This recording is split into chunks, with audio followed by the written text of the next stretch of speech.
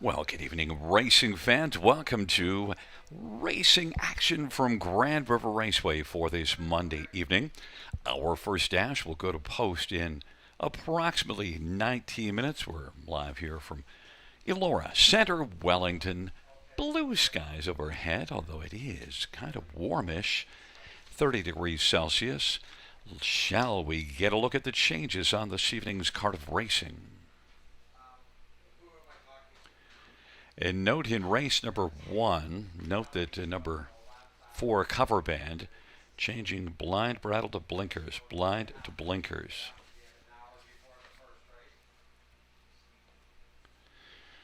Race number 2, note that artistically simple, hobbles extended 1 inch, and aluminum to steel shoes up front, aluminum to steel up front.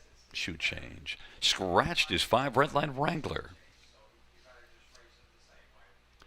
Races 3, 4, and 5 have no changes. No changes. Races 3, 4, 5. Race number 6. Note that number 2 Fabrizio changing steel to aluminum shoes behind. That is race 6 2 Fabrizio, steel to aluminum shoes behind.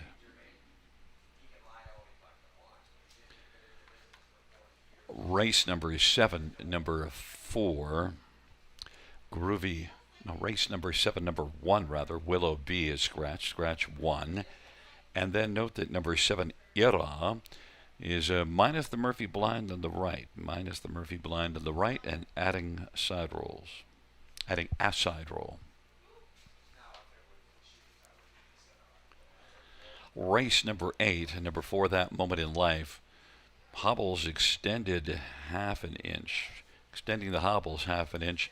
Also equipment change, blind brattled blinkers, blind to blinkers, and aluminum to steel on all 4.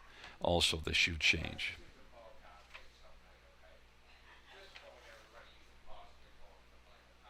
And races 9 and 10, no changes, no changes, races 9 or 10. Once again, reviewing races 1 and 2. Race number 1, note that number 4 cover band, equipment change, blind rattle to blinkers. And the second dash, number 3, artistically simple, the hobbles lengthened an inch and changing aluminum to steel shoes up front, scratched to 5 Redland Wrangler. It's time to welcome in our London Bureau Chief, our handicapping expert, and well, I'm not sure. Are you at the headquarters or are you at home still on vacation? I'm at home, but not quite on vacation. It's my final day, but I'm set to go to work tonight with you at Grand River. Okay, well, listen, I've decided recently, 4 years from now, I never go on vacation. 4 years from now, Yeah. latter part of June and the first half of July, I'm going on vacation. And you know where I'm going? I have no Antarctica. idea. Antarctica. Wow. You know why? Very simple. Because I'm pretty sure in Antarctica I might have a chance to not have to hear about World Cup soccer. So there's my vacation plans for 4 years from Oh, now. I just made a lot of friends with that comment. Listen, also, do you notice a couple horses this evening extending the hobbles? I'll tell you one thing. I have had to extend my hobbles. It was not a good winter for me. The hobbles have been let out. I'm going to try to see if I can get them shortened back up, but had to let out the boy, a little hitch hobbles. to your giddy up. Well, I'm getting old, man. Yeah. I guess as you get older, Oh well. you let out the hobbles a little more and more especially through the winter Oh, time. yeah, I hear you. I've needed a few shoeing changes over the last couple of years myself. It's an interesting card this evening. We have some differences of opinion, although there's Sure. one race that I'm actually going to go back and look because I was kind of expecting in the 8th race that a horse by the name of Bluebird Recon wouldn't be racing yesterday at Clinton, but did race yesterday, and I'm not sure I'm keen on coming right back the next day. So I got to think that through, but that's certainly a handicapping angle, and you've gone to a different one on top, and one that does kind of jump out anyway. So I think I might have to make an adjustment. But overall, we have some Sure. differences of opinion. It'll be interesting to see how they unfold. Yeah, I mean, I was up at Clinton myself yesterday. Bluebird Recon raced a big one. I'll tell you, Brady Collier's, Lauren House, both had big days in the sulky, both driving four winners on the program. Brady's been on fire. He had four at Georgian Downs Saturday, you know. Wow. He's Yeah, he's on a heater. he's on a heater, and well, we'll see if Brady keeps it rolling here. And well, it starts off in the second race, and well, just right now he just seems to be making a lot of good decisions, and he's obviously proving himself. He's only been up here about maybe I don't know, maybe 4 or 5 months, maybe might be longer because time flies. But He came into London and he showed up, and you know what? He was a hit right off the bat, especially with horse players, and he's got a pretty good following online, and he stayed up here because he wanted to be busy.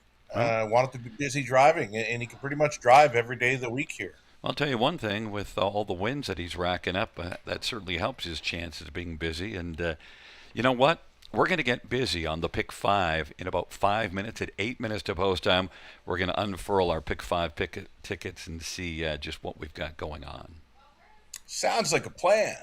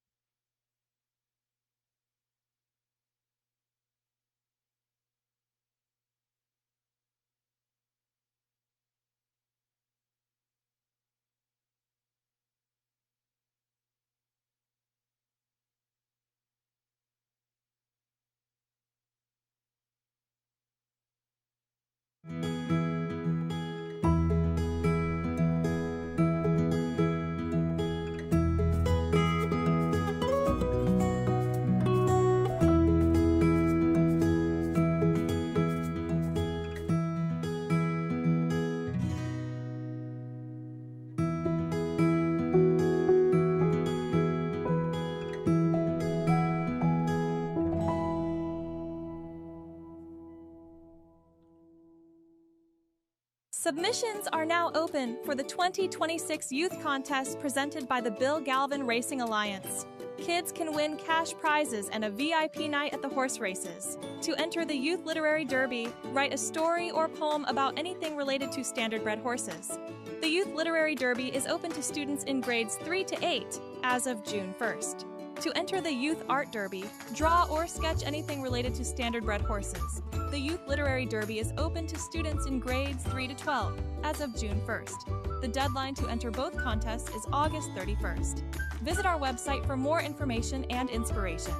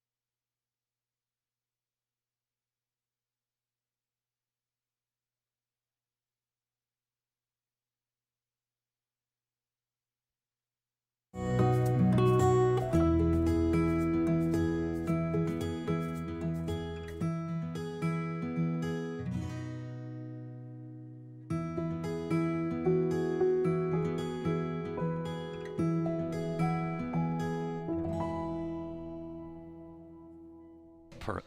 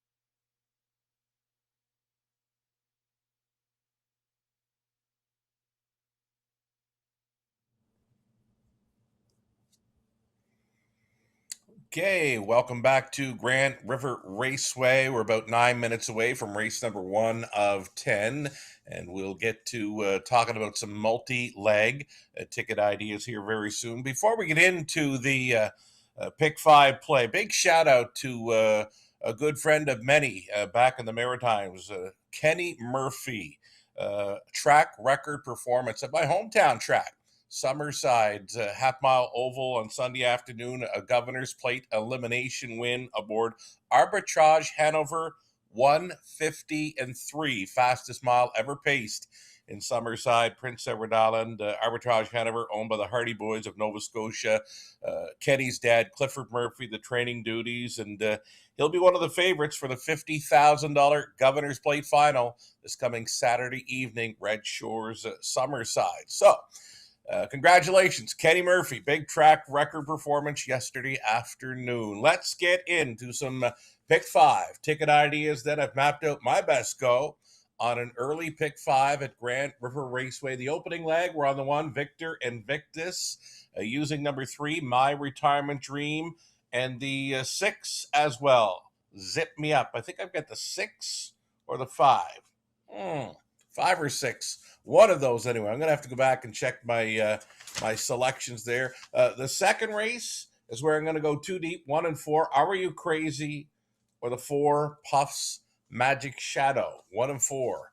I need to show up one of them in race number 2. Third race, we're looking outside to 4, 5, and 6. Shala's Joy, Prosecco Seal Stir, Coke Down Cowgirl. They're all going to make the third leg of my pick 5 sequence. Leg number 4 in the fourth race, a trotting event. We're using 2, Deborah. Brady Gollier's on board. The 3, Serenity Cruise. We went after this one last time, got a terrible shuffle. Looking for a better trip tonight. Number 3, Serenity Cruise. Appears to be facing a softer spot there. The 6 horse will also try a talk show host in the fourth with Paul McKenzie listed. The final leg of the pick 5, we'll use the 5 and the 6, that being Masterwork and Locatelli. Locatelli's coming in from the big track of Woodbine Mohawk Park, and real nice trotter, winner over $600,000. Locatelli for owner Doug Millard of Woodstock Natasha Day Training and Driving in race number 5. I'm looking forward to seeing that trotter competing in the 5th race tonight. Masterwork, likely a player in there. I'm in to go for $21.60 on a 20-cent wager, this being a $5,000 guaranteed pool on the early pick 5. Gary Guy is standing by to go through his early pick 5 ticket idea. Actually, I'm sitting down. I'm not a stand-up guy. I'm a sit-down guy. And look at my ticket's half of your price, $10.80. And first off, I'm willing to single up Victor Invictus, who is 6-5 on the board right now. And by the way, the one that you did, you had the 1, 3, and 5. I did go in and check your email, so it was very good. Yeah, so, good thing. I just thought I'd take a look, but I only decided to use one. I might be wrong. Been wrong before. You took the hot horse. That horse is very live. Yeah, been wrong before. Look, second dash, you took 2. I actually went 3 deep, so I have your 1 and 4. But I did add Whiskey Friday, and it's only a field of 5, and I've got 3 of them. But I just kind of thought it's a pretty wide open bunch, and so sure. Redland Wrangler is out, but I used those 3. The third dash, we got the same idea. I think I might have copied your homework and just gone to those 3. No. Race number 4. Race number 4. I've got Deborah on top and Yes for second, and that's all I used. I did not use Serenity Cruise. That could come back to bite me, but I did throw in Yes, and that's one that you said no to. So we'll see. That's certainly one that's got back class. And then in the 5th race, you mentioned the back class of Locatelli. I thought I need to see a start because boy, really didn't show anything. And look, you do see this one racing in the preferred class at Mohawk back in May, but I just want to see Locatelli, and there's some others in there that I really like. So Masterwork, one of the ones that you used of your two, I used that one. Also Jokic and Veracruz. So I went three deep in there and spent $10.80 because of going so light in the first dash. Yeah, well, I know you've picked some horses there that you normally stick with. I know you're a big fan of Masterwork and McGuire. Yeah, I'm hanging in there. I might just be Yeah, getting stubborn, but I'm hanging in. right on. We've got one more ticket idea to go through. This one for our friend of the show, Connolly Ecclestone, and he's in for his signature price tag on the pick five, 28.80 on a 20-cent play for Connolly. The opening leg, he'll try to start it up with Victor Invictus, My Retirement Dream, or Outside to Our Royal Port. Race number 2 for Connolly. He went the way of 4, Puff's Last Shadow, and the 6, Whiskey Friday. Over to the third, that's where Connolly elects to go deepest of all. He's 4 deep in there using the likes of Lady Century, Prosecco Sealster, Shyla's Joy, and also including Coketown Cowgirl, 2, 4, 5, and 6 for Connolly in the third. Fourth race, cutting it back to 2 of them using Deborah and Serenity Cruise. I like them both on the trot for the fourth race, and another trotting event on the end of this early pick 5. Veracruz in play on the rail.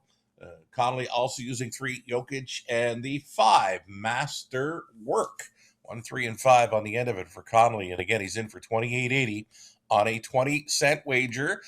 3 pick 5 ticket suggestions for you all to think about. We'll wish you all the best on racing and playing this evening at Grand River Raceway. Good luck.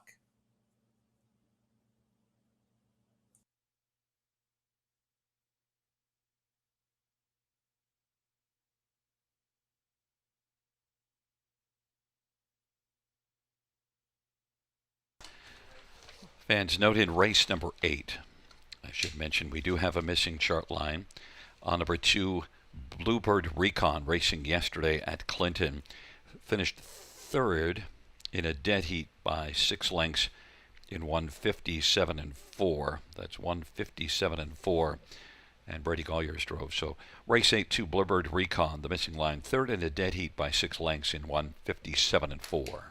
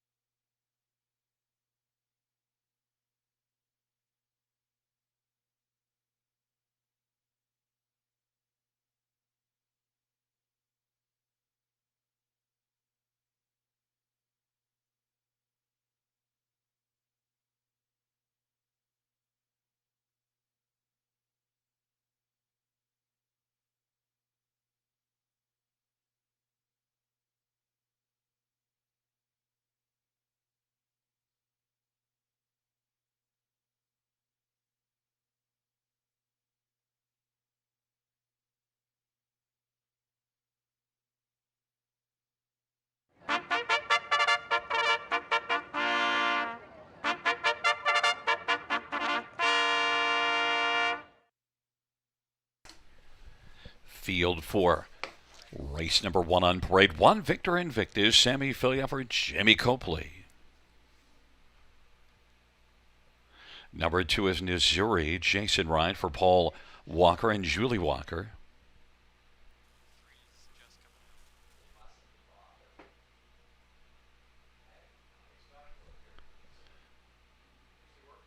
Number 3, My Retirement Dream, Brent Madonna for Eli Wagler.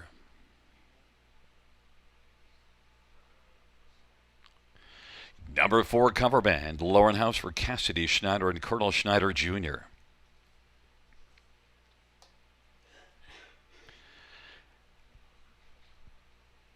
Five is Delquist Hanover, Damian McClellan for Gary Murner and Gino Toscani. Number 6, Zip Me Up, Paul McKenzie for David King and William Brown, and Paul Kelly and Jamie Trott and Gary Adair. Number 7, Hungry Hill, Guy Gagnon for Alan Fair and Elizabeth Fair.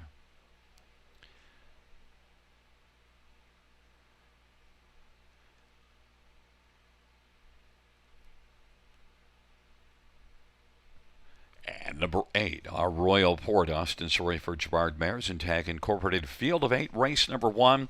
A really nice field of trotters and Victor Invictus at even money. Sugar, I'm having some second thoughts at even money because this is a nice bunch. I'm not sure I'm all in on even money. I thought because of the quality of this field, you might be able to get a little bit more of a price than what you've got on the board, but certainly has been racing well. Well, he's the hot horse in here, right? With 3 wins in his last 4 outings, been racing really good for the Copley barn since being claimed on June 22nd.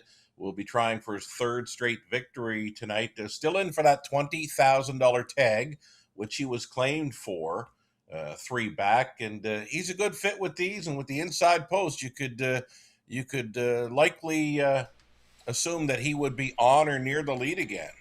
I like the idea that you've gone 3 deep in the pick 5 now. That the more that I think about this field, because Victor Invictus has a license to come out and dominate here, but this is a very, very nice field. And the one that's getting 5-2 action, your second choice, 5 Dalquist Hanover. Well, this is one that the last few races at Mohawk, they certainly weren't very good, but this is one that, look at last year, it trotted 50-4 at Mohawk, 7 wins in 28 starts last year. This is a serious trotter. Yeah, we're going to see a number of horses tonight at Grand River Raceway with plenty of back class, including the 5 Dalquist Hanover. Now, just at 6 years of age, that is a big winning mile last season, 50 and change. Check out his latest, where he flew to the top. You don't see quarter miles opening up in 25 and change for trotters. That was wild. Yeah, it also explains why he came home in 34-2. Right, yeah. He got parked through that quarter 25, and he didn't let up much. I mean, he led them down to the half and 54, and he got to 3/4, and he said, I think I'm going to call it a day. So I just drew a line through the back part of that mile, and I'm thinking coming into Grand River Raceway, just trying to raise that confidence up a little bit more after getting beaten like that last time out. He needs a confidence builder here this evening. And earlier back, if you look back in early of June, sure, he was getting beaten by quite a bit, but also racing in some very snug company. So, yeah. like Dalquist Hanover is a serious trotter, and 5-2 on the board. How about number 3, My Retirement Dream? Talk about a serious trotter. This has been a one that has certainly helped Eli Wagler have some money for his retirement eventually. Oh, indeed. Over $400,000 earned. A lot of that came through Ontario's Sire Stakes action. My Retirement Dream, just missing last time out in 54 and a piece at Grand River Raceway. He is a license to go with these, and tonight picks up Brett McDonald as Paul McKenzie opts for the 6. My Retirement Dream, if he could find a spot up close, if he had the pocket ride here, Gary, he'd be very dangerous. The price is right, 6-1. That is interesting that Paul opted to the 6 Zick Me Up. But you know who I think I just have a hard time seeing our Royal Port on the board at 15-1. I know it's an outside post, and the last couple at Mohawk, not good. Also was racing very tough, but you only have to go back three back in a preferred class here, June the 15th. Our Royal Port wired the field. He's the big speed threat from the outside gate. I mean, Connolly Ecclestone hasn't pegged as a top selection. Connolly wants to make a big splash early on the program. And our Royal Port, a win from this horse would not surprise me. But as you alluded to, this is a very deep group. I mean, the next step up from this class is the preferred. And Victor Invictus is sitting at that even money on the board. It is a field of 8, the first of 10 dashes on a warmish Monday night as we are gathered at the river. They're into the backstretch, approaching the start. Field 4, race number 1.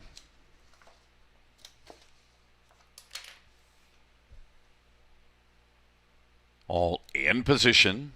There at the start of the rough, and our Royal Port is going to blast from the outside. Victor Invictus on the inside. Then Missouri, My Retirement Dream, and Delquiz Tenor.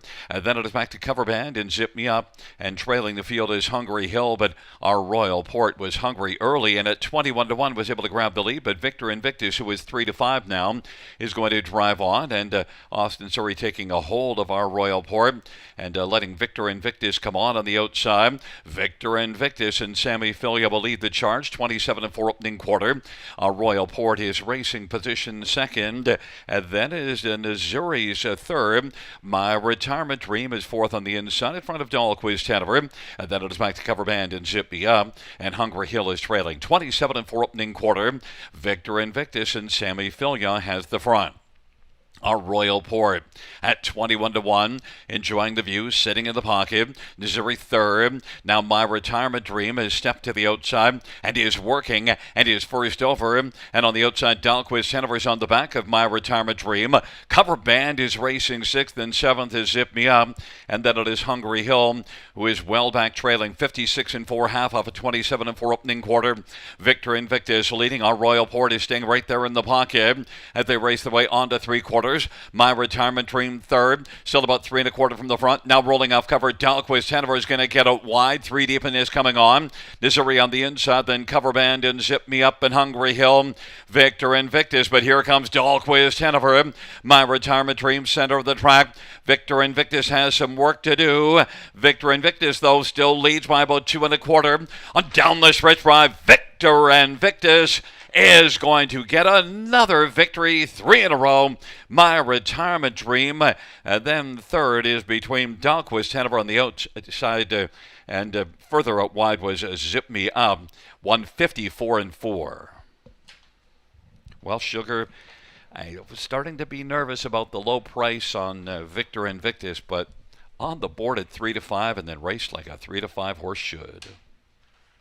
Yes, indeed. I mean, just floated on out of there. He let the speed threat go from the outside, our Royal Port. I thought they were going a whole lot more, to be honest, Gary, through that opening quarter, but it was just 27-4.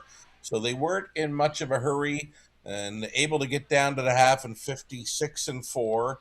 This horse was going much quicker fractions last time out and still was a strong winner. Had it even easier with this bunch tonight, and home and cooled 54-4, and they could not get close. Yeah, and just you just had to have confidence that he'd looked so good for Jimmy Copley, and Jamie's barn has been on fire, and also, Sammy did a nice job. I mean, obviously he's going to let our Royal Port go. In fact, he might have not had any choice about it, but then because he's so heavily favored. Austin obviously lets Victor Invictus go. Our Royal Port did drop back out of it, but you do see finishing second, My Retirement Dream. And then, Paul McKenzie opted to Zip Me Up. Zip Me Up's right there with Dalquiz Tenor for third. Yeah, the 6-horse closed up very strong on the end of it. Was in a show photo with the 5 Dalquiz Tenor, both of them racing from off the pace. My Retirement Dream, a gutsy second, stayed in there for the deuce after going first up a long ways. And it might have been the 5 holding for the show dough, but Paul McKenzie's 4-5-1 hitting the super. Yeah, I think it is a 5-6. So you did have the right to top three with your 1, 5, and 3. And Hmm. certainly Royal Port did a lot of the work dropping out of it late. Now you do see 1, 3, Oh, 5, 6. So Victor Invictus at 3 to 5. I got away with singling up in that first dash. And back in front of us is Victor Invictus, 10-year-old Cadabra Bay gelding. Owned and trained by Jamie Copley. Sammy Filio, the winning driver. 7th win this season, 26th lifetime. Victor Invictus, 154 and 4.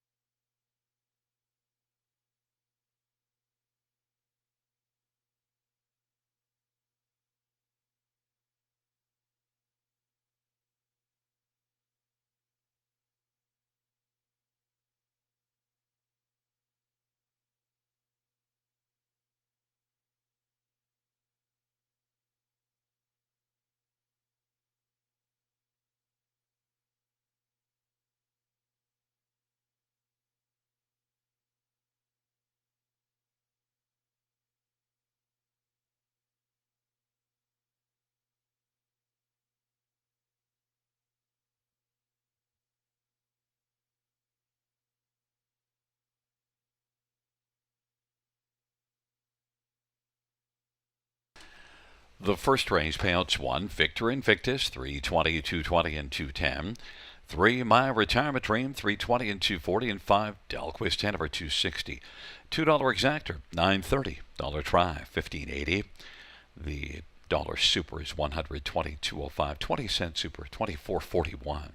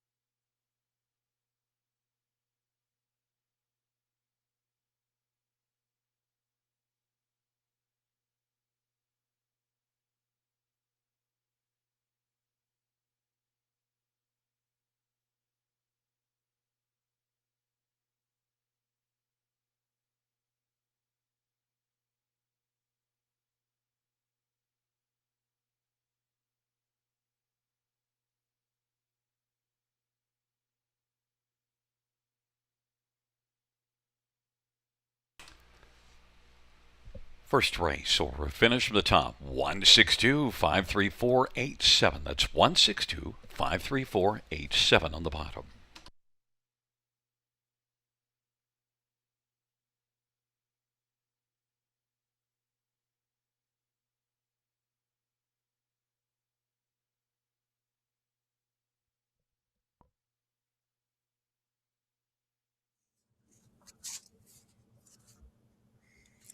4 minutes to go here on the upcoming second race. Our first look at Pacers tonight. Start up in early pick four play. It'll be pace, pace, trot, trot. A pair of pacing events ending with two trots on this early pick five at the river. So I'm going too deep to start things up. I'm using the 1 and 4. Are You Crazy? Paul McKenzie, Puff Slash Shadow, Brett McDonald on board. Third race, pacing event. We'll go up to three deep in there. We're going to try 4, Prosecco Seal Stir, 5, Shada's Joy, and 6, Coketown Cowgirl. Going to stay three deep in the fourth race. Trotters will have Deborah, Serenity Cruise. Got a big circle around that one tonight. And number 6, Talk Show Host. And on the end of it, the fourth and final leg of the pick four. Number 5, Masterwork, and number 6, Locatelli, making his second start back in his return to action. He had last started in May of 2025, so he's come back after missing a year, and he'll find his groove here soon enough, I'm sure, and it could be tonight. Locatelli gets a big circle for me in race number 5 for Natasha Day. I'm in to go for $7.20 on the 20-cent wager. $2,500 guaranteed pool here. One more ticket for our track announcer, Gary Guy, to have a look at. Pacing event for Gary. He's on the 1. Are You Crazy is a top selection. He'll also use the 6, Whiskey Friday, along with 4, Puffs Last Shadow.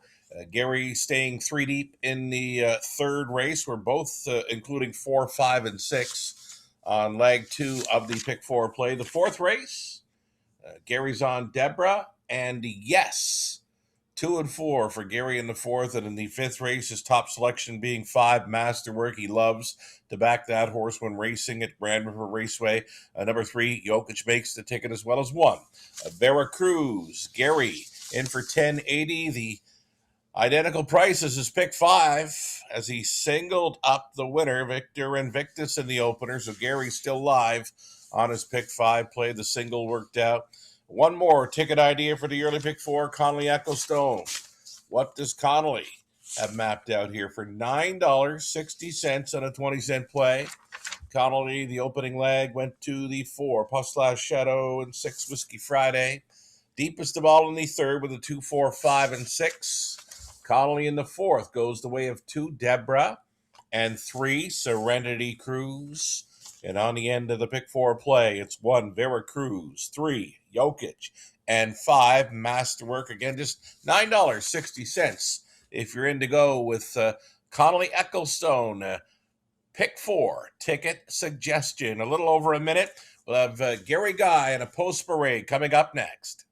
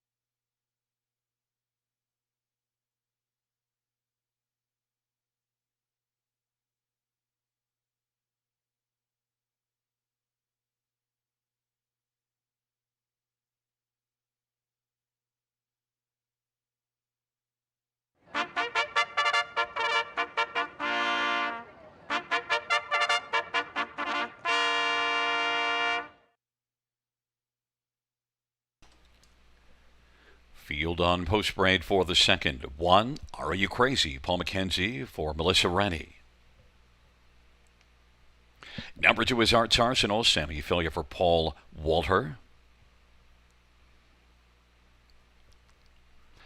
Number 3 is Artistically Simple. Brady Golliers for Jim Ellis and Ken Ellis. Number 4, Puff Slash Shadow. Brent McDonough for David Fry and Sarah Fry. 5 is Scratched. And number 6, Whiskey Friday. Jay Harris for Francis Guillemette and Melissa Hendricks and Alcina Farms. And Francis shares in ownership. Field of 5 with a scratch of 5. Let's get right to it.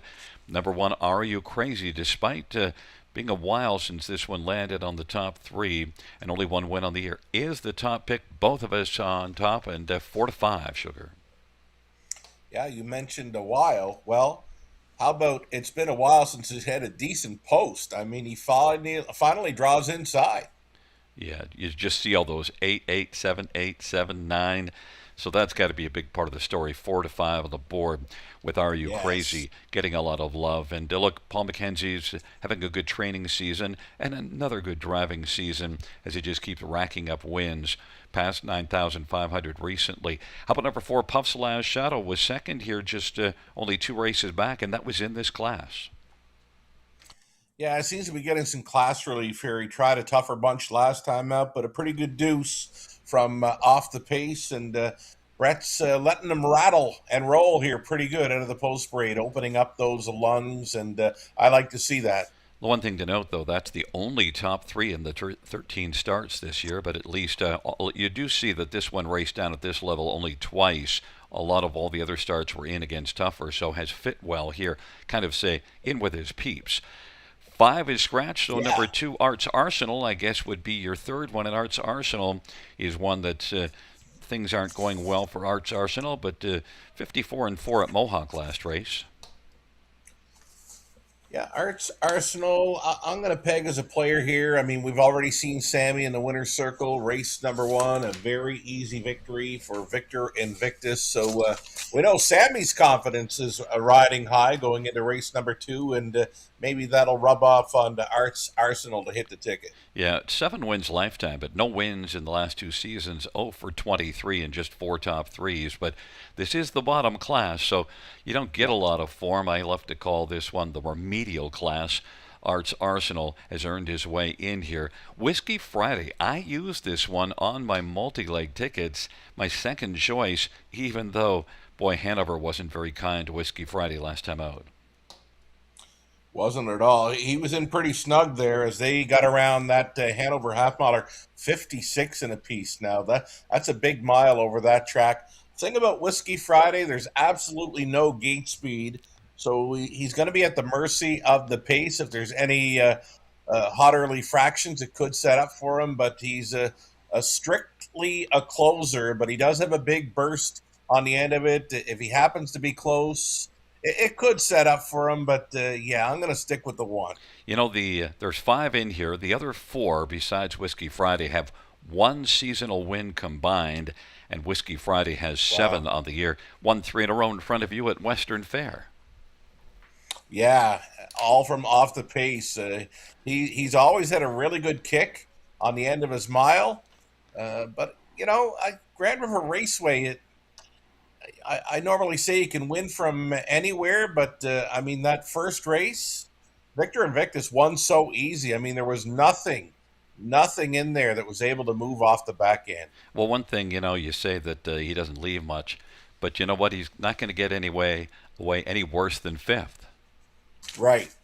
So they're all going to get paid too, right? They're all going to get a check check for many of them. There you go. Well, look, I went 3 deep in the multi-legs just because I wasn't sure how this bottom class would unfold. And Are You Crazy is the 3 to 5 favorite, but kind of tough to have a favorite with 1 win in 19 starts on the year, and that win was a long time ago. We'll see how it unfolds, but it is a field of 5, Sugar, and it's Are You Crazy and Arts Arsenal on the inside, Artistically Simple in the center, Puff Slash Shadow, Whiskey Friday on the outside.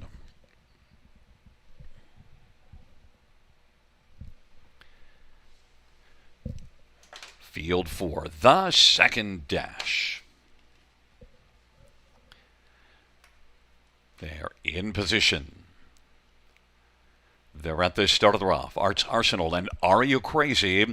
Are You Crazy? And Paul McKenzie will blast out with Arts Arsenal. And then Puff Slash Shadow, Artistically Simple, and Whiskey Friday is going to trail the field as they race to that opening quarter. Are You Crazy? 1-2 on the boards, got the lead. And racing second is Arts Arsenal.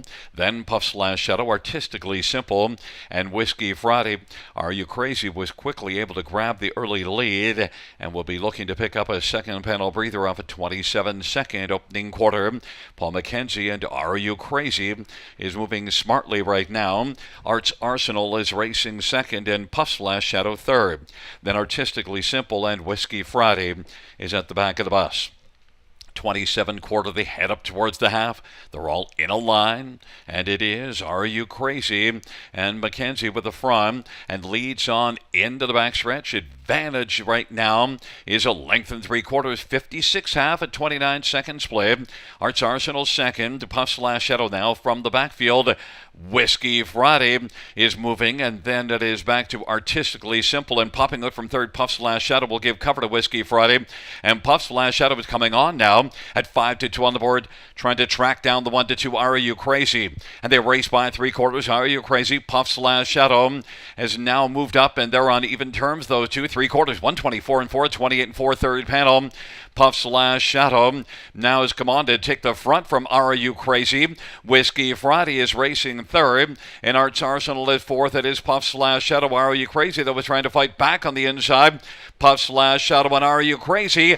Puff Slash Shadow now has got the late lead. Puff Slash Shadow and Brett McDonald, as they come to the finish, is going to take down Are You Crazy? Whiskey Friday and Arts Arsenal 153 and 3.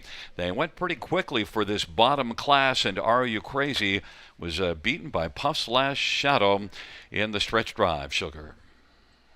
Puff Slash Shadow, for me, that horse looked much the best on Post Parade. We mentioned Brett was letting him roll quite a bit, opening up those airways and getting those lungs working great. Well, it worked out great. The horse has never been better. New life best, 153 and 3 in that class. And you went too deep using the 1 and 4, so your backup plan, Puff Slash Shadow, ended up being a good plan. And, to be honest with you, on the multi-legs, you get the 5-2 instead of the 1-2, so it's probably a good outcome.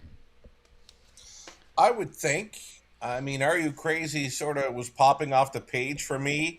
I was leaning towards that one to be on top, but after seeing this horse so full of himself on parade, he was even bucking a bit at Brett, going a little easier in the parade. This horse was very sharp tonight. And this is one that I mentioned has only one top 3 finish in 13 tries this year, but it was a second here, just 2 races going 54 and 1, and goes a little quicker than that. But a lot of those miles were against tougher. You just see the 2 tries in this class in June, and was competitive in both, but was much further back. So in a field of 5, you don't have to come as far.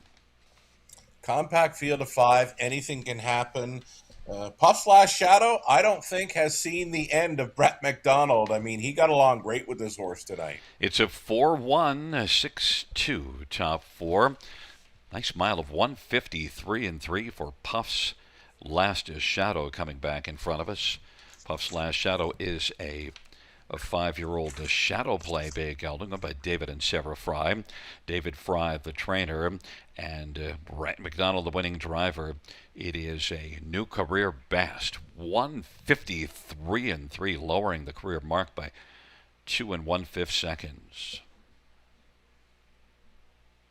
Third lifetime win for Puff's Last Shadow.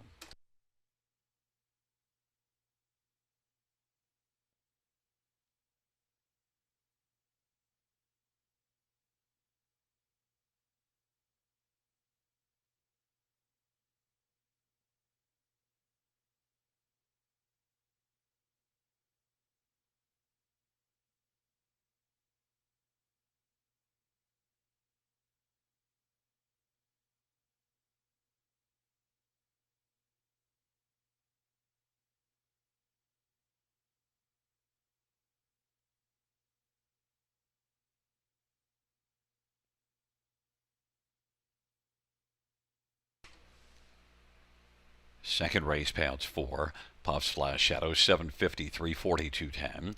1. Are You Crazy, 210, 210. 6. Whiskey Friday, 230. $2 exactor, 27.40. Dollar try, 19.45. Dollar super, 38.05. The $2 double of 1 and 4 is 25.90.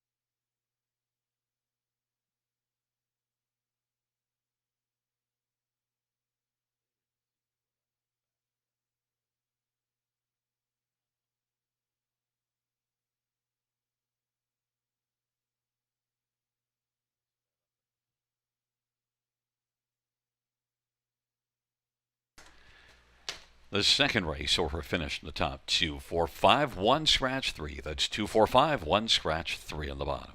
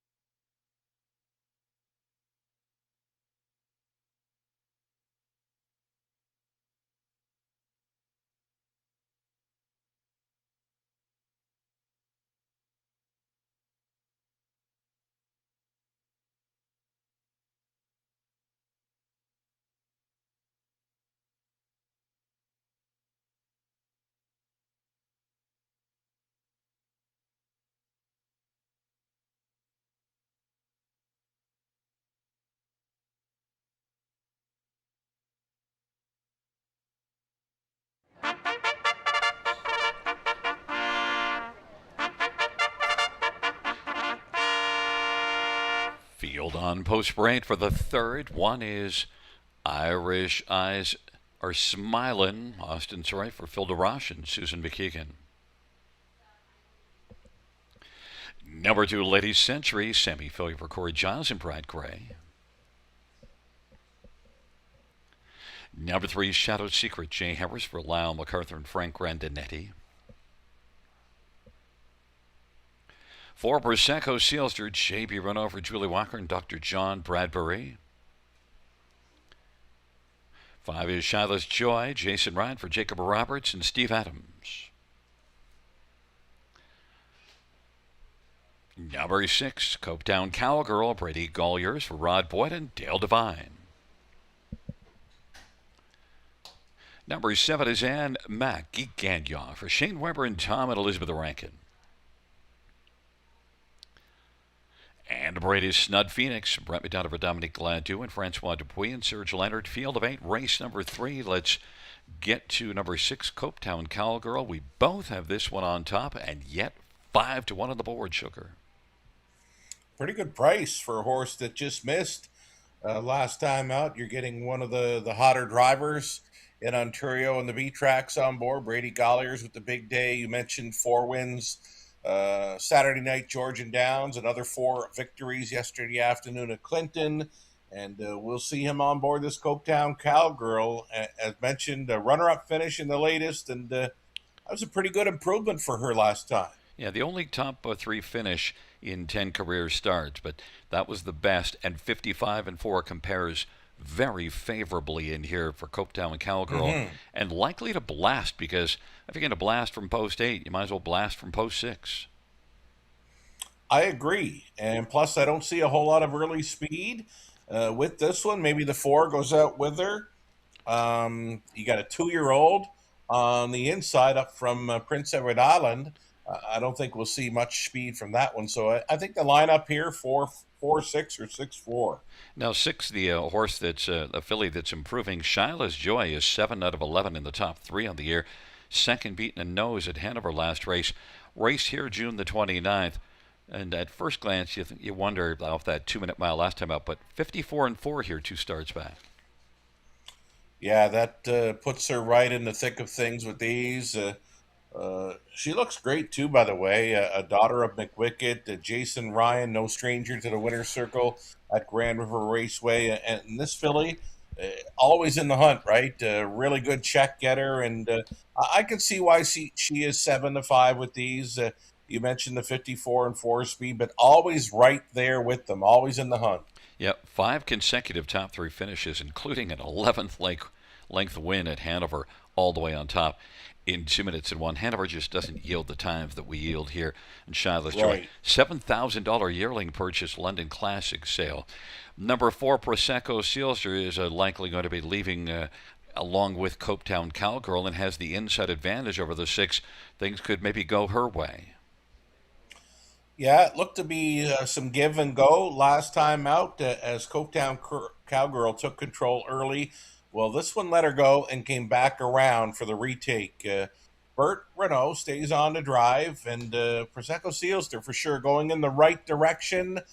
Lightly raced a daughter of All Bets Off. Now, All Bets Off is having a pretty good season with his younger horses in 2026. He's become a formidable sire in Ontario. I like his young horses out and about on Ontario tracks. Also from that London Classic yearling sale, $16,000 purchase, and still just in a one this is just the 3rd start this year and 4th overall lifetime, so has a license to improve, does Prosecco Sealster and Bert Renault for Julie Walker.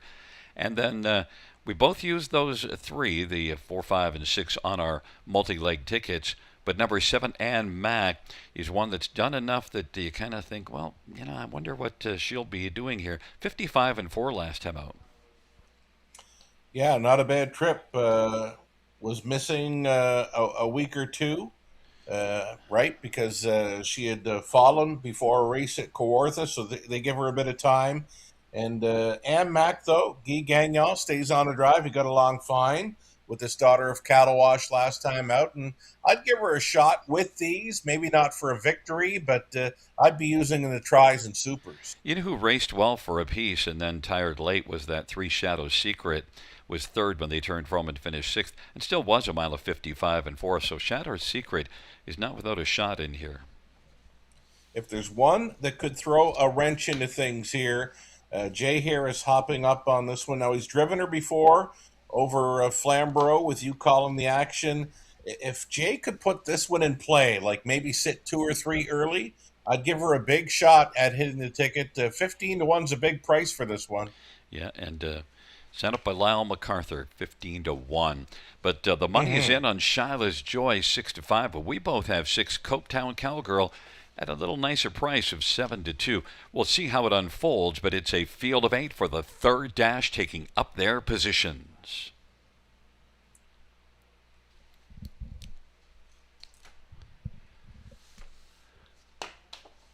Field 4, race number 3. Swinging into the backstretch.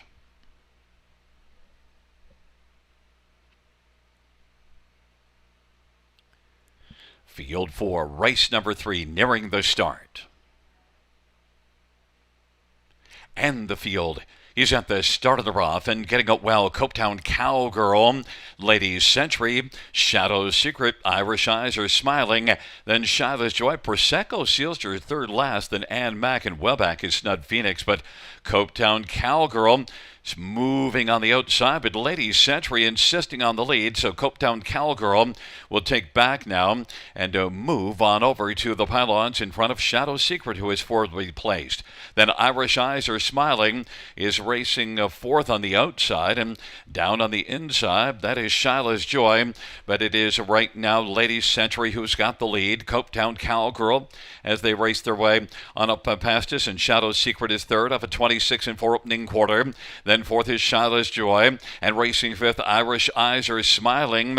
And then it is back to Prosecco, Sealster, and Mack and Snud Phoenix, but it is still Lady Century at 10 to 1 who's got the lead. Copetown Cowgirl at 7 to 1. Shadow Secret is coming first up, 56 and 4 halftime. 30-second second panel breather for Lady Century. Still enjoying the front for Sammy Fillion. Shadow's Secret and Copetown Cowgirl are both striding, shivering second, a length and a half off the lead. Shadow's Joy's a little closer fourth. Then Prosecco Sealster, Irish Eyes Are Smiling, and Ann Mack and Snud Phoenix, but it's Lady Century still at 10 to 1. Copetown Cowgirl has been bravening up in the pocket. Shiloh's Joy is settled 3 wide now. And then also coming late comes Ann Mack, and then Prosecco Sealter on the inside. Ladies Century, and then on the outside Shiloh's Joy. Still needing some racetrack is Copetown Cowgirl. Ladies Century, Copetown Cowgirl looks to dart up the inside. Ladies Century, Copetown Cowgirl to the outside. Shiloh's Joy. Ladies Century, Shiloh's Joy. Shiloh's Joy. Actually, Lady Century might have held off Shiloh's Joy. I thought Shiloh's Joy was going to go on by Sugar, but Lady Century, I believe, held on. It is a photo finish, though. It's close between those two. I'm with you on all. I was like you, thinking, okay, Shiloh's Joy's coming with a big late push, but Lady Century, very game along the inside. That's for sure a photo finish. We want to see a picture. Well, it is going to be pretty close because they're having to take a little tighter look. So I kind of thought it might have been the two, but you know, I was very much hedging because it's just about the amount where you have to allow the horse on the outside is a little bit farther ahead than from the angle that because I'm past the wire just a little bit. So, and it actually is the two Lady Century, but wow, it is close. I thought it was Lady Century, but boy, I was starting to. I don't know. Let's just see. We'll get a look at this slow-mo, but I thought Shadow's Joy was going on by. Lady Century gets full credit because put into play early and was able to hold off one that was coming pretty hard. She got challenged more than a few times in there. I mean, lots of credit for that filly in going a big one. And, 10 to 1, that's a big out. It's pretty on the multi-leg wagers. Yeah. It's another 1 to 2 favorite beat tonight. Yeah, it is pretty close. And you know, I hate to not make a call, so I made the call on the 2. But boy, it's only a few inches. You called it. Yeah, but I hate to, you know, I just don't like to say too close to I know call. what you're saying. That inside horse does have a bit of an advantage, though, right? Like the outside horse at Brandon Raceway clearly has to look like it's going by. Yeah. Well, I'm actually on the opposite. I'm past the wire, so to me, actually, the outside horse is a little farther ahead than because I'm a little bit past the wire. So when you're looking at it, Sure. you know, but still, after a while, you kind of figure out how much you have to allow, and then I thought, no, you know what? It was the two. It's only by a few inches, but it's a nice price, and guess what? It also knocks us out of the pick five. Knocks many out. This is the second 1 to 2 shot beat early on this card. Sammy's in for two. Was Sammy the Wolf? He has been howling as well of Yeah. late, and but you know what? He's a very steady driver. He gets his night in and night out. When he puts them in play, especially when they're on the lead, he's a very tough driver to beat. Back in front of us, number two, Lady Century.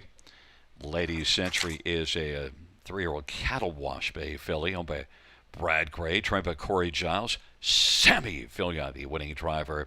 Lady Century victorious, 154 and 2.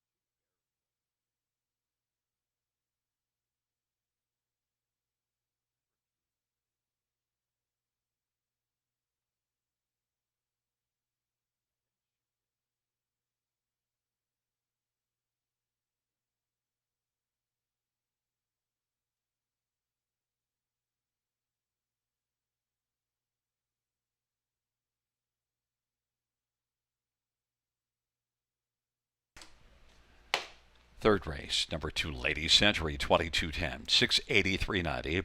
5 Sheila's Joy, 232.10. 4 Prosecco Sealster, $3. $2 Exactor, 45.50. Dollar Try, 63.50. Dollar Super, 283.90. 20 cents Super, 56.78.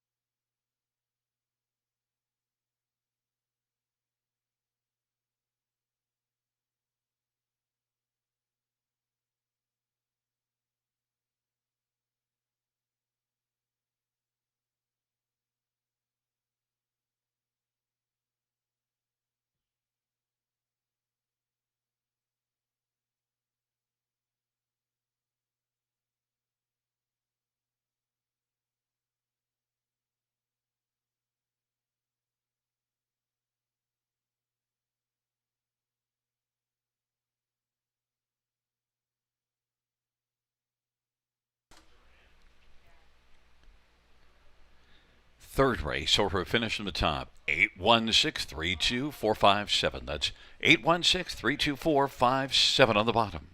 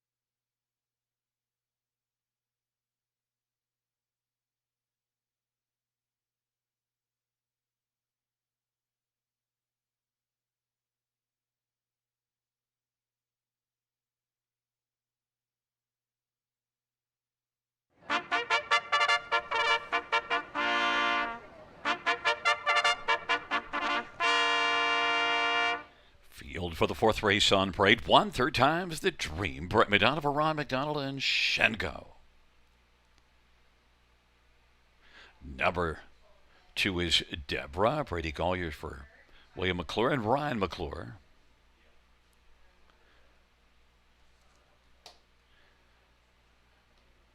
Number 3, Serenity Cruise. Jason Ryan for Don Lindsay and Jeff and Bernie Barr. Number 4, yes, Austin Surrey for Gerard Demaris and Lee and Mark Andre Simino. That is Mary Lee and Mark Andre Simino. Number 5 is Floyd the Freak, Eddie Hensley for Ashley Hensley. And 6 talk show host Paul McKenzie for Mary Landberg. Field of 6, race number 4. Let's get a look at this field. And Serenity Cruise, you're going to take a stand on Serenity Cruise, Sugar.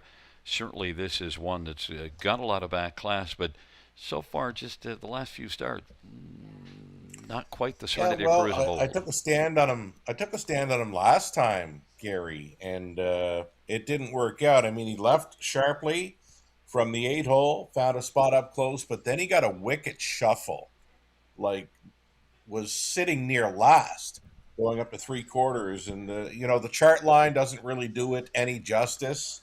From what I saw last time out, I mean, if he'd have gotten room sooner, much sooner, but he just had no luck. The trip factor just played against him in a big way. He looks very sharp, by the way, tonight. I love his chances to hit the winner's circle here at 5-2. I got a lot of regard for this veteran because he's made a lot of money, and some of those wins I've called, and he's looked really good in the past. We'll see if he's got it tonight, but at least you're getting a bit of a price, 5-2. Number 6 talk show host, well, there's one, 13-1. Had a good start here 2 back, and then last race, just not really a player. Yeah, couldn't really get involved from 9th last time out. If you're sitting 9th at Grand River Raceway, we're not liking your chances much, but was sitting 6th to start before that, was able to close up well. trotted a mile there in 56 and a piece, a very nice back half. And with a shortened up field of 6, I see this talk show host as a big player. The one that I thought, I took on top and I thought will take a fair amount of money and is number 2, Deborah. Now, you do have to take a flyer with Deborah because it comes in off of back-to-back breaks. And that's the thing. You know how I like my trotters? I like my trotters with some honesty. Deborah, first and foremost, this horse needs a clean line. Got put up on the qualifying list for 2 straight breaks through the month of June. Again, the first thing this horse has to do is get around cleanly. If Deborah happens to be close when turning for home, of course, she's going to get a big shot. But yeah, those X's in her last couple had me looking elsewhere. Now, when you look down at the bottom of the page, March and into April, was racing in some pretty snug company at Mohawk and finishing 2nd and 3rd. And then, just the last couple races is the only reason why a person would go off, because Deborah certainly has shown the ability, and I wouldn't fault someone for saying, well, let me just see a race. Qualified seriously, blasting out, and qualified well, but we'll have to go more than that qualifier, 2 minutes and 1. Right. Brady Collier's, though, and Deborah, 6-5. Fans are willing to look past those breaks, so they've driven this one down to 6-5 on the board. And then number 1, Third Time's the Dream. This is one that was claimed back at the end of May, and so far hasn't really done a lot for Ron McDonald, but Ron's a pretty accomplished trainer. I think at some point, because this is one that's been good in the past, was good for Jim Ellis, maybe it'll come together here. I think we got to show this this 7-year-old son of a song, the Dream, a little love here. I mean, he's been parked to the quarter in each of his last 2. The quarter miles have been 27 and a bit, so used hard. Last couple of goes. With the inside post, there's no shot of being left out on the limb at the opening quarter in this one. Look for a spot up close, ride along, and get what you can. I like it to hit the superfecta. My second choice in here, one that you said no to, is number 4, Yes. I'll tell you, last year you would have said yes to this one often, won 8 times and made 91,040 starts. Hasn't been as good this year, but you do see a second in this class, June the 15th. Yeah, that one can find a little form in here to show that 56 speed. I think this race, honestly, is going to go in 55. I think Serenity Cruise is set to go in 55 here. So if the 4, Yes, can find that kind of speed, then he gets a shot with these. But I don't like that last trip for him over Woodbine Mohawk Park, a 57-mile. That's not going to get you much with these. Now, he is a horse with an enormous amount of back class. He's a 10-year-old, 639,000 lifetime. So obviously way back into his past, he would more than go with these. He'd crush these, but that was then, and this is now. He's 10 years old now. That was then, this is now. Monkeys. Well, we'll see how it unfolds. You've got Serenity Cruise at 9-5, and I went to Deborah, who's the 3-2 favorite. It's a field of 6.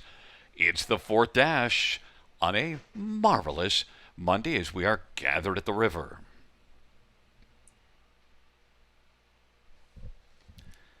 Field 4. Race number 4 in the backstretch. Gathering speed.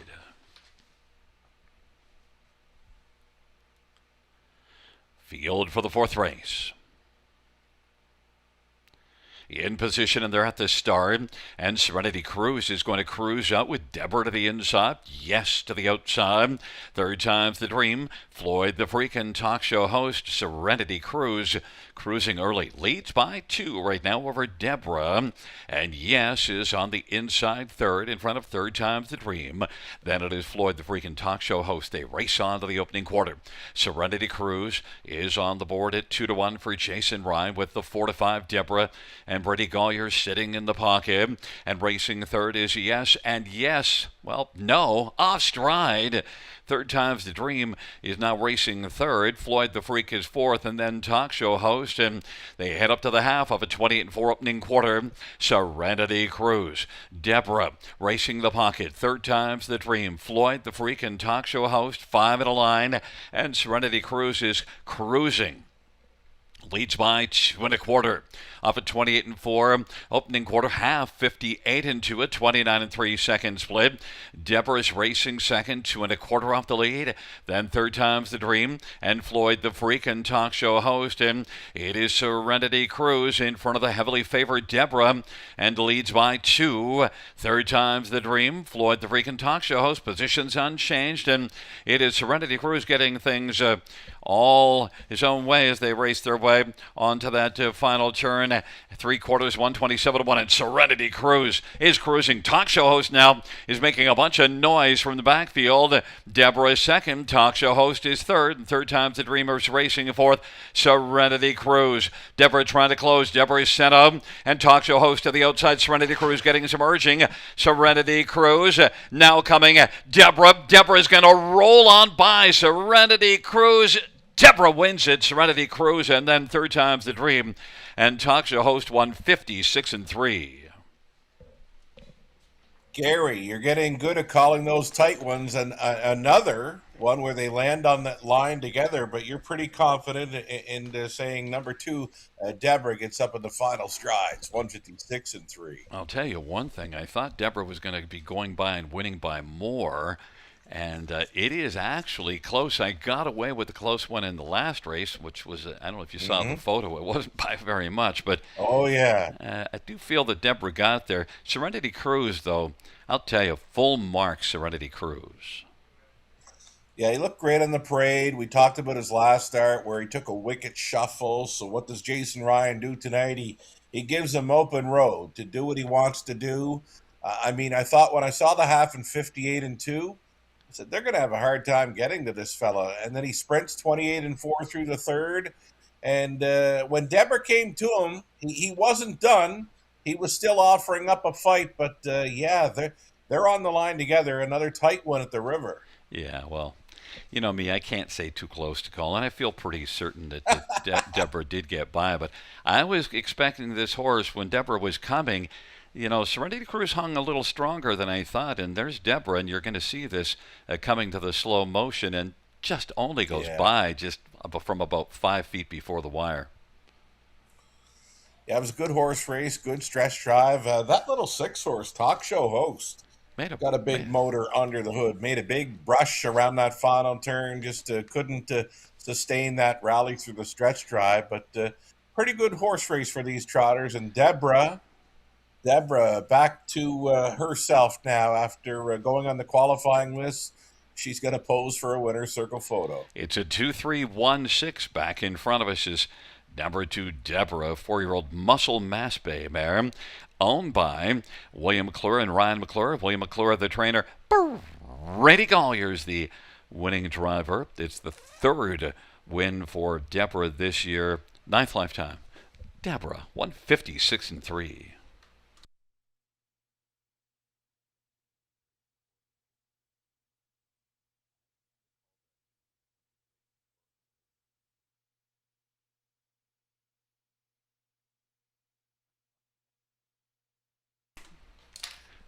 The 4th race, number 2, Deborah, 360, 250, and 230.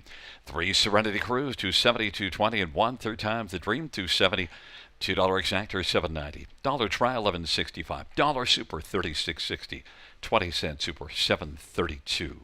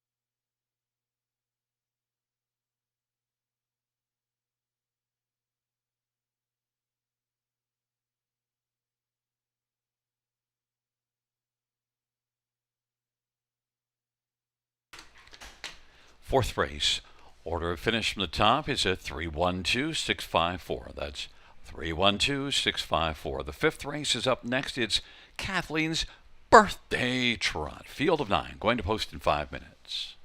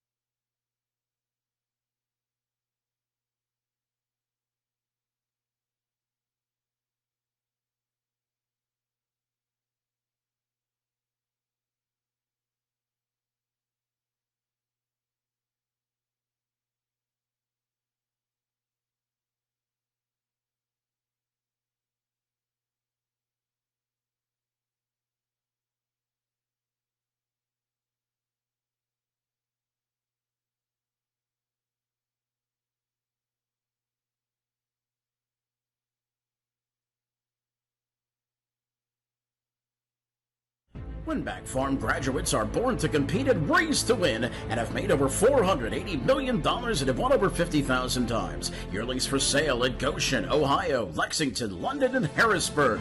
Featuring first crop yearlings sired by Meadowlands Pace winner Beach Glass, Adios Pace winner Cannibal, O'Brien Award winner Lawless Shadow, multiple O'Brien Award winner Tattoo Artist, and Dan Patch Award winner Volume 8.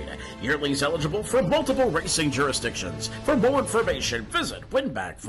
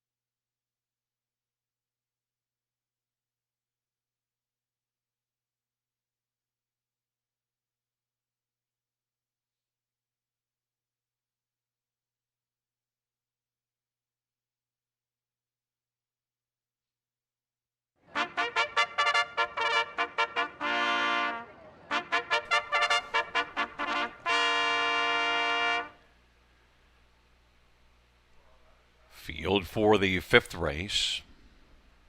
It's Kathleen's birthday trot, and it is Veracruz on parade. Justin Turcotte driving and training for Gaston Blais.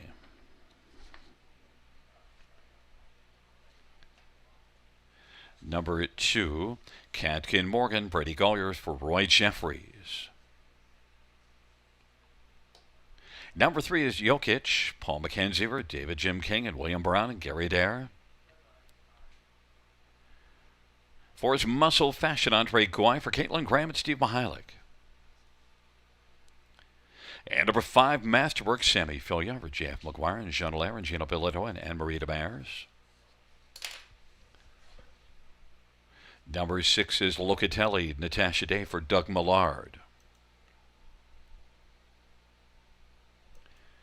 Number 7 is Crystal Baller, Guy Gagnon for Alan Fair and Elizabeth Fair.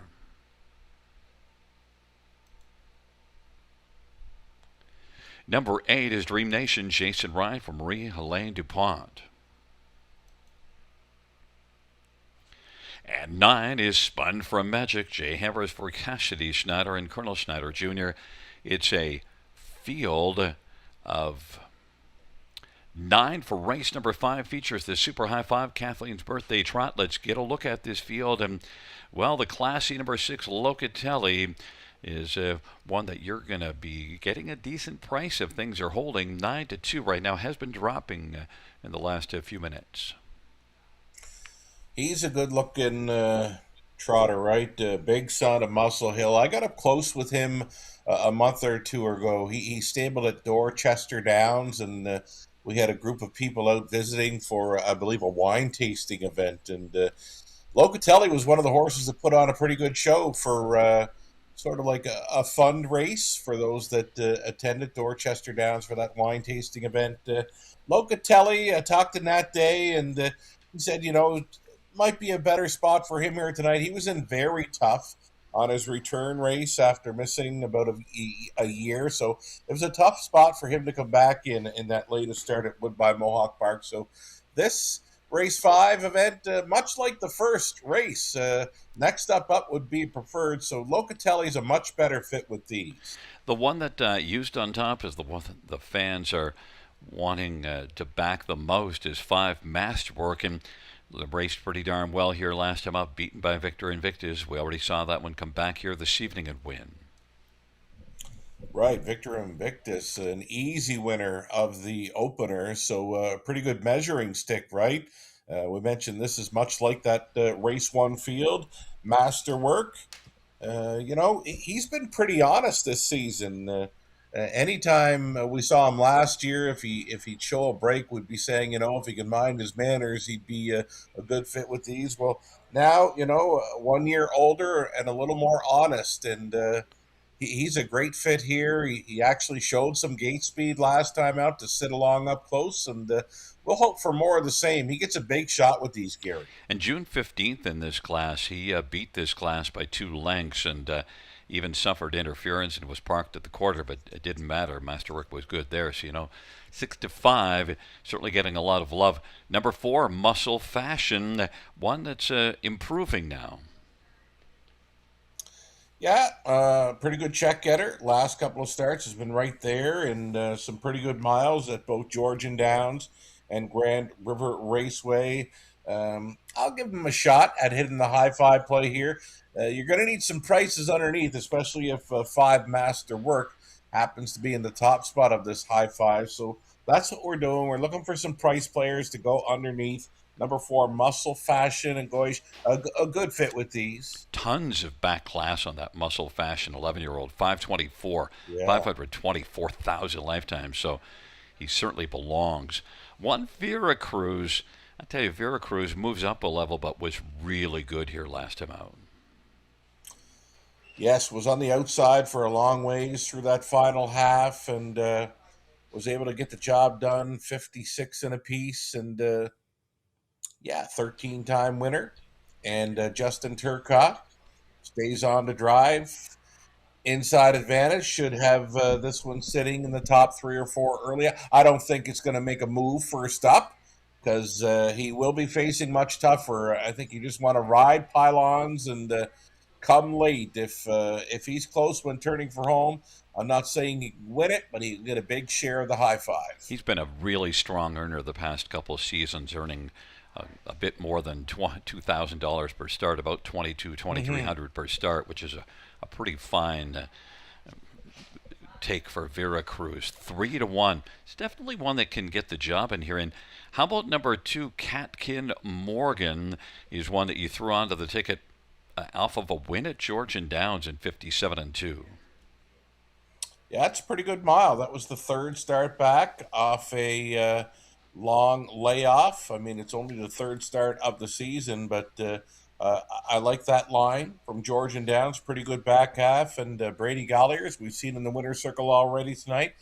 I got all kinds of time for Catkin Morgan with these for a final piece of the high five play. Well, your top one, number 6, Locatelli, is at 7-2, and 5 Masterwork. My pick is 7-5 right now, going off as the favorite at this point. It's a field of 9. It's race number 5 and a warmish, marvelous Monday as we are gathered at the river. And the field for the 5th race is at the start of the rough and spinning out well. Masterwork in the center of the track with Jokic and Muscle Fashion, those the first 3. Then racing on the outside, Locatelli is 4th away. Then it is Catkin Morgan and Vera Cruz, and spun for a Magic and Crystal Baller. And Dream Nation is trailing the field. And right now, Masterwork wants to come on and try to work on a lead over Jokic, who is racing position 2nd. They race off the turn. Muscle Fashion inside 3rd. In front of Locatelli for 27 seconds is that opening panel, but it is Masterwork leading Jokic with Muscle Fashion 3rd, Locatelli 4th, Catkin Morgan 5th, and Vera Cruz is back in 6th. Then spun from Magic and Crystal Baller and Dream Nation. Of a 27-second opening quarter, they work their way on up towards the half, and Masterwork has the lead. On the inside, Jokic is still in the pocket. Catkin Morgan traveling first over, giving cover to Locatelli. Locked down to the inside is Muscle Fashion, or rather Vera Cruz is the one that is spotted 2nd over, racing 5th. Locatelli down to the inside, then Crystal Baller, and spun from Magic and Dream Nation. Half of 56-4. Masterwork, the 4-5 favorite, leads as they hustle their way on towards 3/4. And on the inside, Jokic is sharing 2nd with Catkin Morgan on the outside. Vera Cruz is going to roll off cover and get out 3 wide. Muscle Fashions on the inside, then Crystal Baller. Locatelli is back in 7th, then Dream Nation and spun from Magic, but Masterwork continues on masterfully, but Vera Cruz is getting closer. Now kicking in late, Locatelli is sent out wide and might have something to say about things. And then it is Jokic on down the stretch route. They come. Center of the track, Vera Cruz with Masterwork. Vera Cruz is cruising at the finish. Vera Cruz is going to win. Masterwork. Then Jokic on the inside and 3 across the track for 4th, 154-4. Vera Cruz 5-2 on the board. I said has been a consistent earner the past 2 seasons. Well, adds the winner share here. Raced really good. I mean, credit Justin with the perfect steer, the toe up. Last time was uncovered, moving up through the final half and was still able to win. I thought this horse would ride the pylons all day long this evening, but nope. Put him in a pretty good striking spot when turning for home. Right lined him, and away he went. He had some pretty good get up and go on the end of this mile. Nice victory in 54-4. Yeah, and he likes it here. He won here in 54-2 last year. He's had a number of good starts in the past here, and I wasn't surprised that he raced that well. You know, Masterwork raced it pretty darn well. I mean, eventually gave it up late in the mile, but gave a pretty strong showing. You know, the horse that I didn't bother talking about, my second choice was Jokic, and we just talked about somebody we didn't get to Jokic, but Jokic is going to be finishing 3rd in here. Was pretty solid for Paul McKenzie. Yeah, he was able to leave and sit the pocket, and he was good enough on the end to claim 3rd best in there at a price. So, yeah, Jokic raced really well with that group. Locatelli, pretty good effort on his 2nd start back off the long layoff. Very tough to come 4 and 5 wide at the river. Well, my top three were 5-3-1, but I kind of had the wrong one on. I had the one on the bottom, and I just needed to change it around and put the one on top because there's Vera Cruz. Got the best trip of all, right? Towed right up into it, and Justin, with lots of patience, just sat pretty until it was time to go. And when called upon, Vera Cruz exploded. Well, Vera Cruz will be coming back in front of us, the winner of this fifth race, and Kathleen's birthday trot. Kathleen and the group likely to be out to trackside. Oh, they're ready to see Vera Cruz. Vera Cruz is coming back in front of us. 5-year-old father, Patrick Brown Gelding, by Gaston Blais of Montreal. Justin Turcotte is the trainer and the winning driver. It's the third win this year, 14th lifetime. Vera Cruz. It's Kathleen's birthday. Happy birthday to Kathleen. The whole gang is out for the fifth race winner's photo.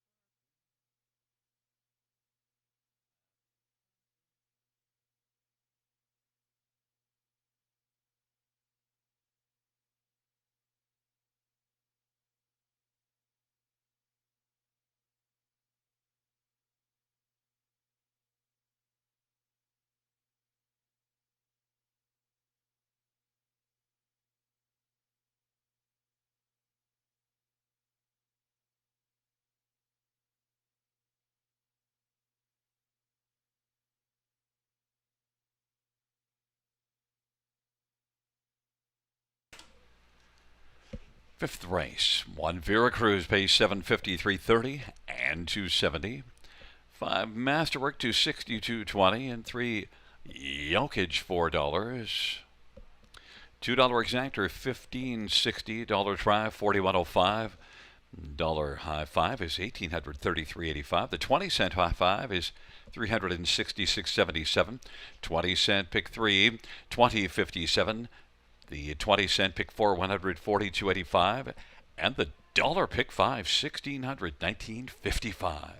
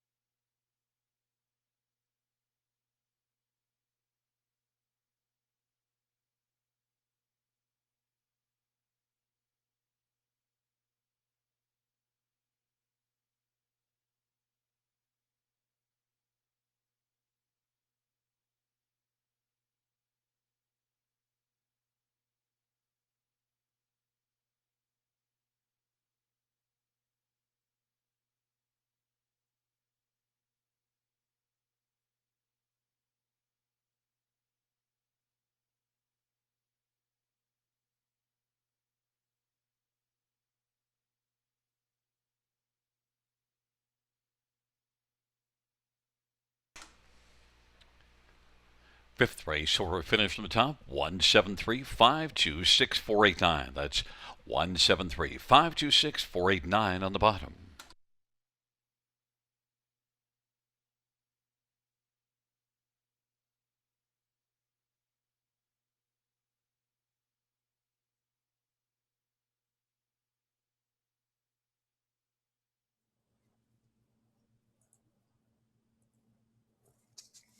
All right, we are set to start the back half of this Monday night program at Grand River Raceway. It's the late pick five starting up, late pick five covering races 6 through 10. We're going to start it up with a pacing event, field of 6. Let's bring up one ticket suggestion. This on my end, I'm going to single up number 5, Lord Anthony.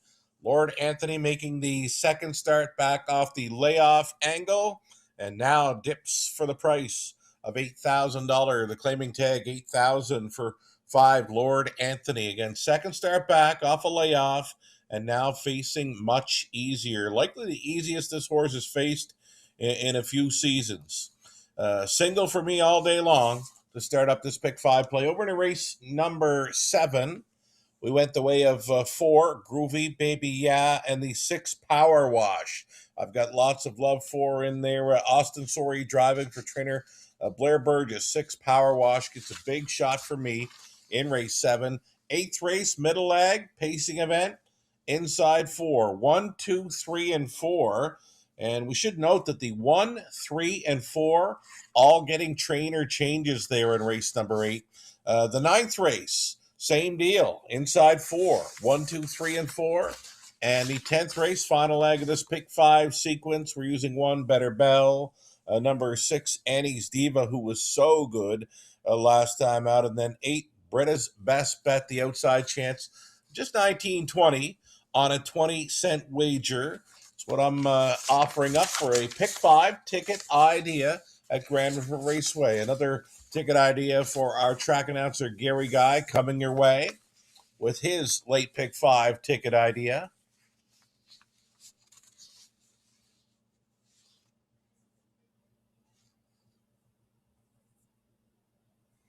Here's a ticket for Gary Guy, race number 6. He went the way of 3, Century Endeavor, along with the class dropper, number 5, Lord Anthony. Over in a race number 7 for Gary, his top pick in there, number 6, Power Wash.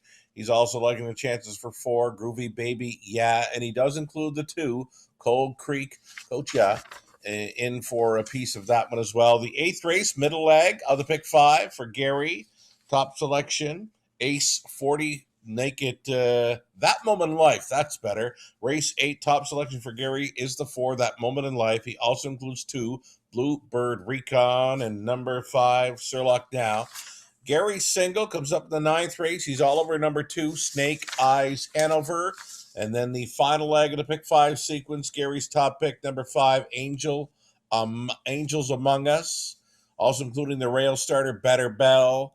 And wants the 4, My Tide on his ticket. 1080 to play along with Gary Guy's pick 5 ticket idea. And one more ticket to look at. Our friend of the show, Connolly Ecclestone, has a 2, 3, and 5 selected in the opening leg. He's deepest of all in race 7 with 2, 5, 6, and 7.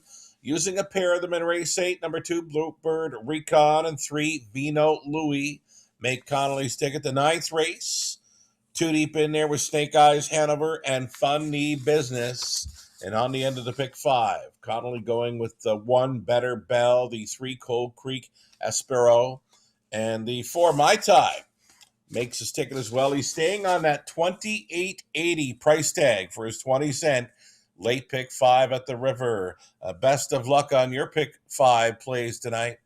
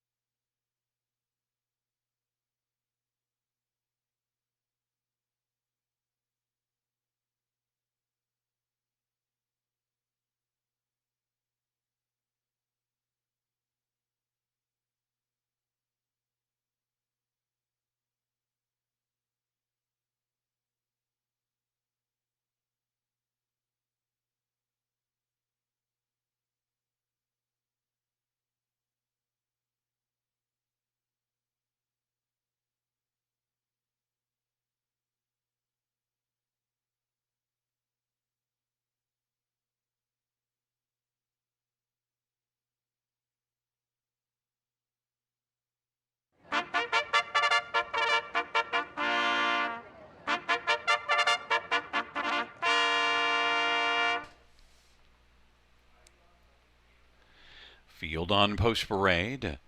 1, Chase the Cheddar, Sammy Philly for Cassidy Schneider and Colonel Schneider Jr.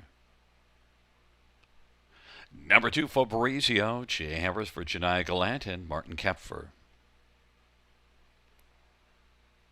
Number 3, Century Endeavor, Paul McKenzie for Joe Pereira and Brian and Ira Wallach.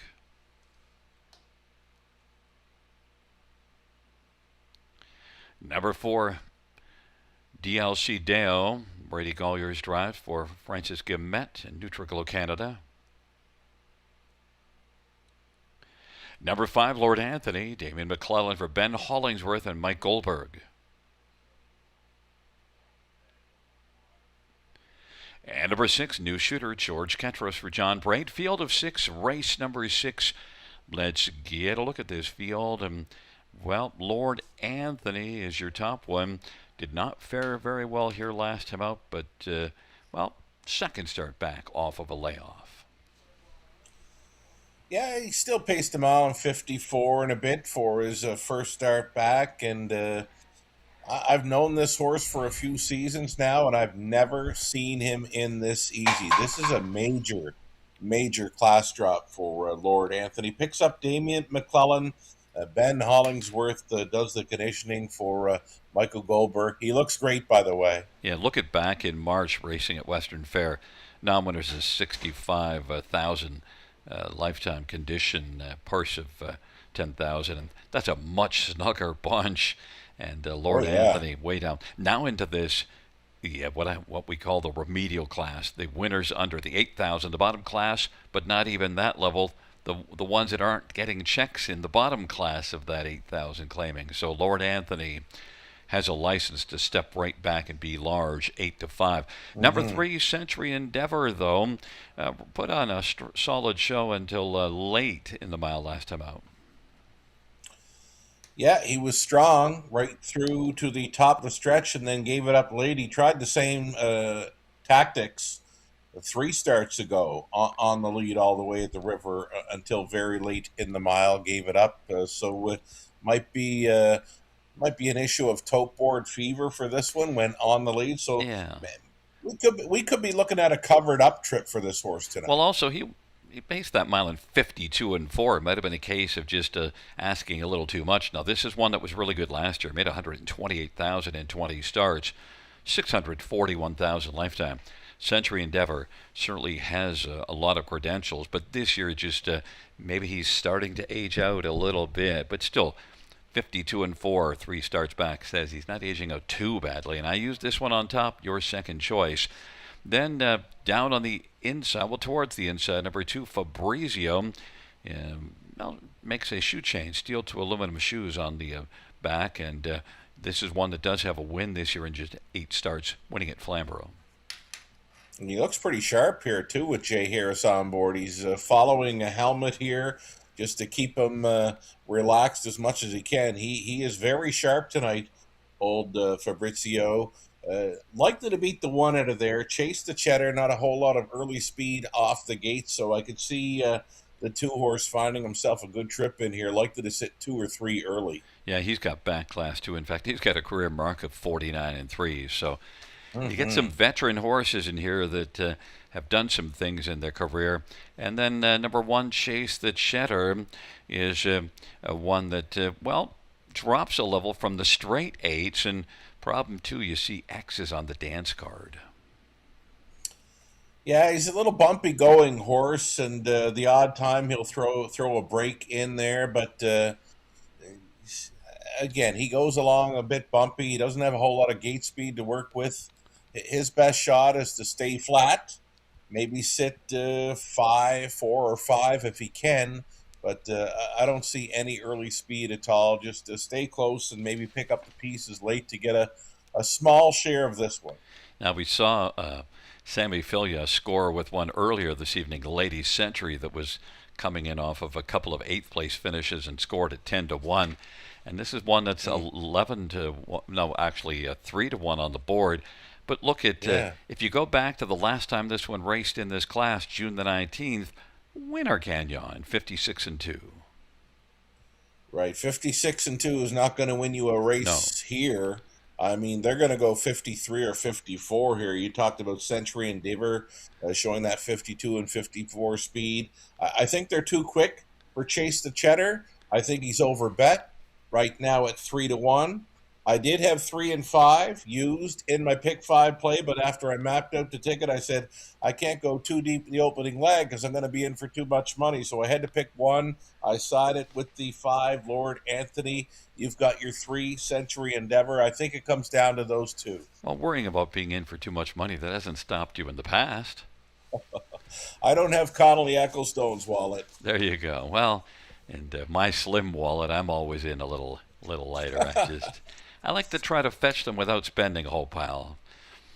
But your top one, good idea. Yeah, your Lord Anthony is 8-5, and I think that makes this and Century Endeavor is 9-5. So we've gone Let's go. difference with those two, but they're very close in the tote board. It is a field of 6. Sugar says it's time to go. Let's go for the 6th dash. Horses and geldings. The winners under 8 claimers taking up their positions.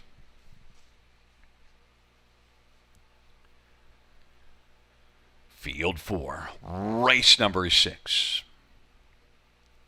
He is at the start of the rough, and Century Endeavor is going to blast out also New Shooter, and Lord Anthony is 3rd. Then Fabrizio is racing 4th. DLC Dale is back 2nd last, and Chase the Cheddar is trailing the field. Century Endeavor and Paul McKenzie endeavoring to grab the early lead and has it, and New Shooter is going to take back. Lord Anthony is moved up tight in the pocket. And New Shooter now is able to shoot over to the pylons, racing 3rd. Then Fabrizio is racing 4th, and now Chase the Cheddar moving up on the outside as they race the way off the turn. Then DLC Dale trails 26-3. Strong opening panel by Century Endeavor and Paul McKenzie. Lord Anthony, New Shooter, the top 3. Fabrizio is racing 4th, and then Chase the Cheddar and DLC Dale. And off that 26-3 solid opening panel, Century Endeavor, the 2-5 favorite, is leading 56-4 halftime, 30-1 second panel.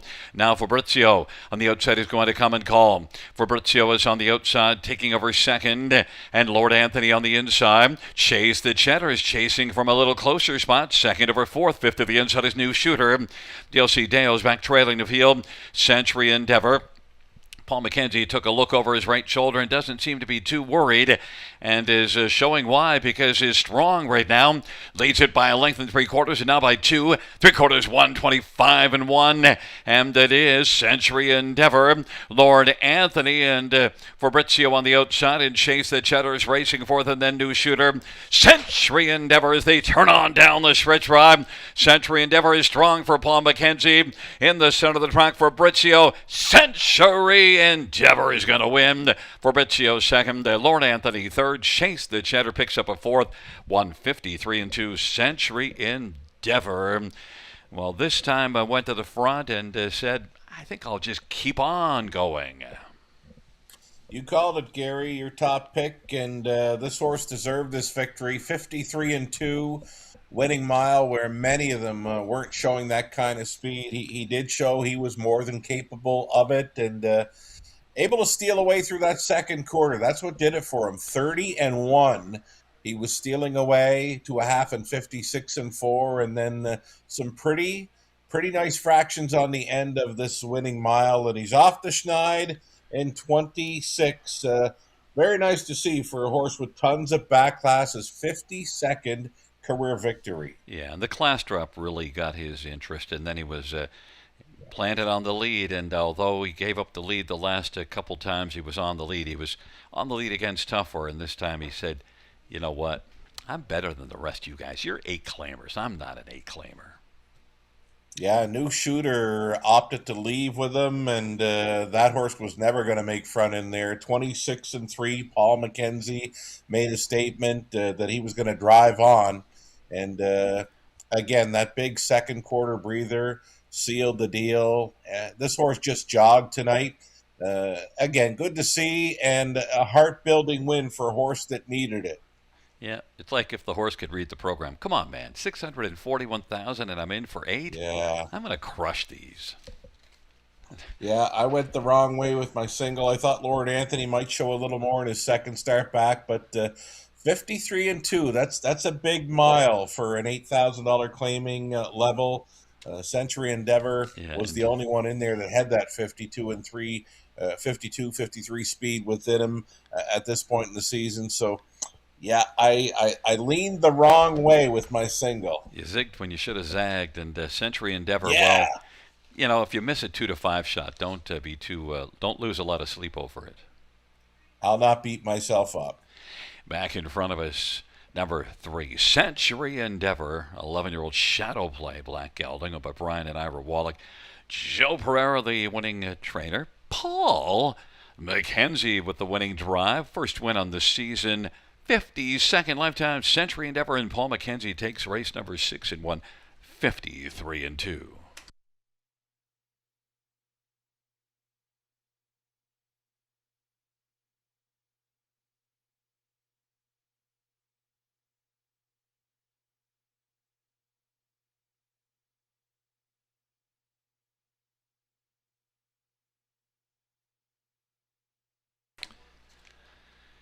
6th race, 3 Century Endeavor, 280, 220, 210.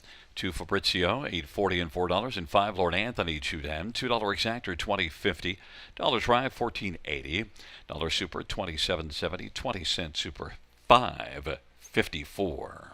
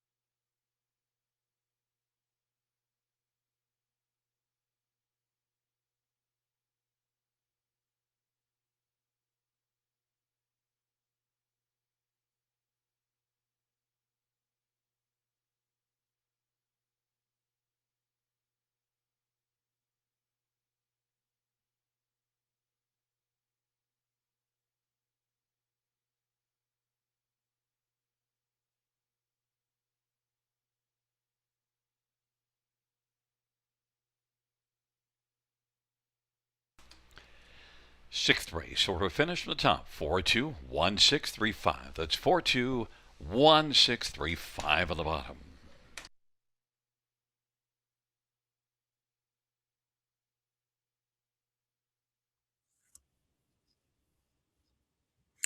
6 minutes to post time here. Race number 7 coming up to start the late pick 4. It's our final 4 dashes at Grand River Raceway.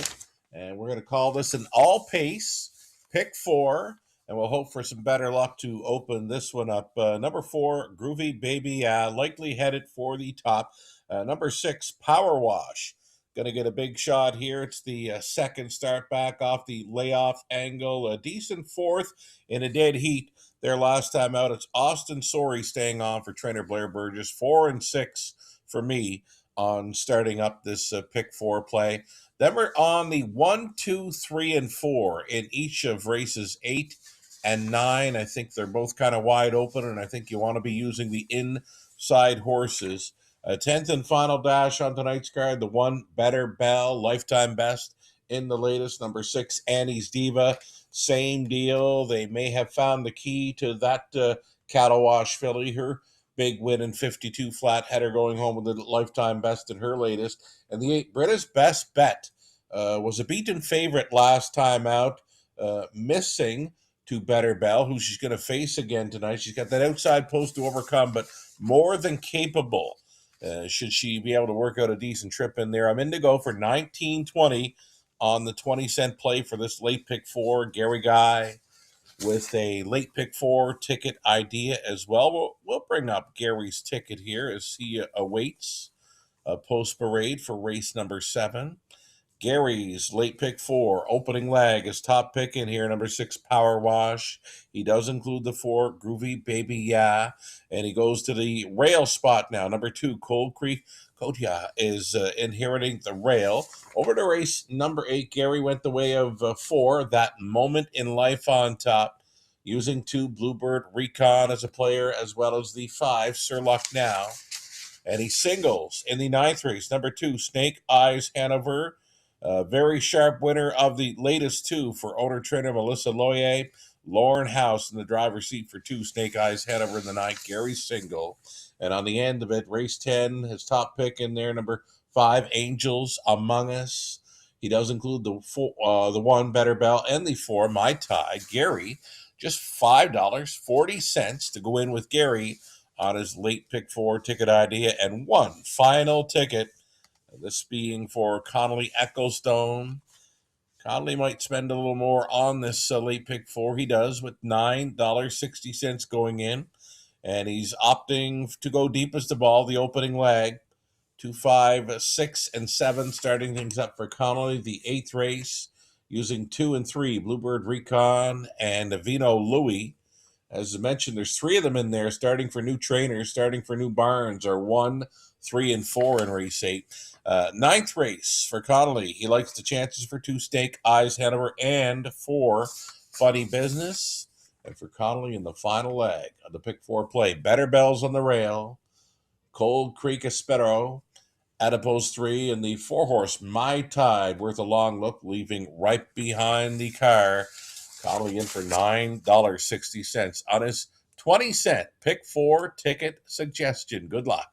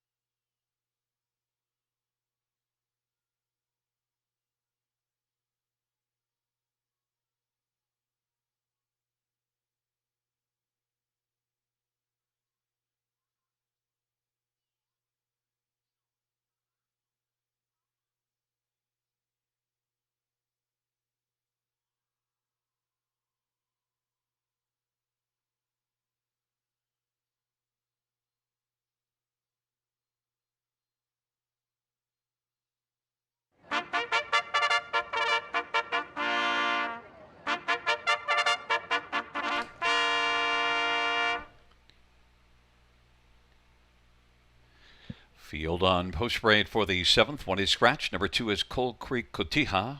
It is Bertie Golliers for Daniel Walker and Cold Creek Standardbreds. Number 3 is Miss Wiggles, Jason Ryan for Austin McEnany and Hut Racing. Number 4 is Groovy Baby Yeah, Eddie Hensley for Jody Cullen and A1 Stable. Number 5 is Davioski Gagnon for Jeremy Marcotte and Denny Marcotte. And number 6, Power Wash, Austin Surrey for Blair Burgess and Zoran Popovic. Number 7 is Ira. It's Garrett Rooney for Mary Ratchford and Debbie O'Brien Moran. And number 8 is Copenhagen. Sammy Fillion for Champ McGuire and Mark Hurrick. Field of 7, race number 7. Let's get a look at this field. And, well, right now, Sugar, we both like Power Wash, and I think maybe have a dry chamois on hand, because I think Power Wash is going to be able to wash this field, and we'll need to dry this one off afterwards. Was one that qualified really well here June 24th. Last race only managed a 4th, but I expect better at a Power Wash. I agree with you with this filly. I think she's in with a big shot here. I go back and look at her replay a couple times from her latest, where she was near the back of the pack and picked up some cover and enjoyed the flow out there, was covered up through the final half. Now, Austin, with this filly, making her first start of the season last time out, he didn't use her a whole lot. Maybe tipped her off the helmet midway through the home stretch. She closed up very strong, though, in the end. Like, after the wire, she is going by horses. Yeah, so that is great to see. Going in the right direction. 6-1, heck of a price. Good final quarter, 28-4. Mile of 55-4 fits nicely. Second start of the season. Veteran trainer Blair Burgess has had a lot of success in his career. Austin having a big year. Nice price, 6-1. Number 4, Groovy Baby Yeah. Back-to-back close runner-up finishes, a neck and a length, and so has turned things back around. Was a winner here June the 8th, so Groovy Baby Yam now. Eddie Hensley for Jody Cullen. Let's get some hurricane action right off the car. Send her again and see what you get. Yeah, he likes that hurricane name, and why not? He often Yeah. rocks them like a hurricane. Groovy Baby Yeah is a good 3-year-old McWicked filly, and, well, we saw this one win here earlier this year. Groovy Baby Yeah. Number 2, Cold Creek Cotija is Brady Golliers for Daniel Walker. 0 for 14 in the win column, but you see at Kawartha June the 13th, a really good second. Yeah, real good second indeed. Pretty good mile over there. And you know what? 57 flat speed over Clinton in the latest. Now, that was with Brady on board. That was in the Kin pace elimination, I believe, right? So 57 over Clinton should work out to 53 or 54 speed here at the Rivers. So she gets a long look with these. Boy, 6-5 on the board. The fans think that she might be able to say cheese after this race. Cold Creek Cotija is 0 for 14, but a couple of runner-up finishes, and those runner-up finishes have come in the last 4 starts, once at Mohawk and once at Kawartha. Brady Golliers doesn't have a win yet on the evening, so he's very due based on his recent performances. I agree, yeah. You mentioned it. 4 wins at Georgian Saturday, 4 wins at Clinton yesterday, and the horse players are going heavy on number 2 and expecting Brady to do good things here. And then number 5, Davios, shows improving form the last couple of starts at Georgian Downs, and Georgian doesn't yield quick times. 55-3, June the 27th, a good second. So we could likely expect a 54 mile out of this Daughter of Tall Dark Stranger. She's got some gate speed to work with, so Guy is likely to put this one in play. Yeah, I'll give her a shot at a superfecta. Yeah, and look, the money is right now going primarily to the 2, 4, and 6, and that's the way we both had those 3, and Davios was, we both had this one as the 4th pick, and that is the 4th one on the board. So kind of Tote Board is agreeing with this for the most part, although Power Wash, who has at least fallen down to 2-1. We both have Power Wash on top. And just like that closing final quarter last time out, and that was the first start off of a long layoff. Right. Late action is coming for this filly, and as mentioned, I had to check her replay a few times. Never got used until about midway through the home stretch when tipped off cover. She took off, like exploded with some good late speed. So, you know what? I'm thinking good things for the 6. Do like the 4. Maybe the 2 and 5, 6 over 245 and a superfecta. Well, right now 6 Power Wash, 5-2 second choice to Colquhoun Cotiha, and it's a field of 7. They're about taking up their position. Sugar. We're going to find out how it's going to unfold. This field of 7, race number 7. Weather has cooled off just a little bit. 25 degrees Celsius now. Track listed as fast. Into the backstretch they go, approaching the start.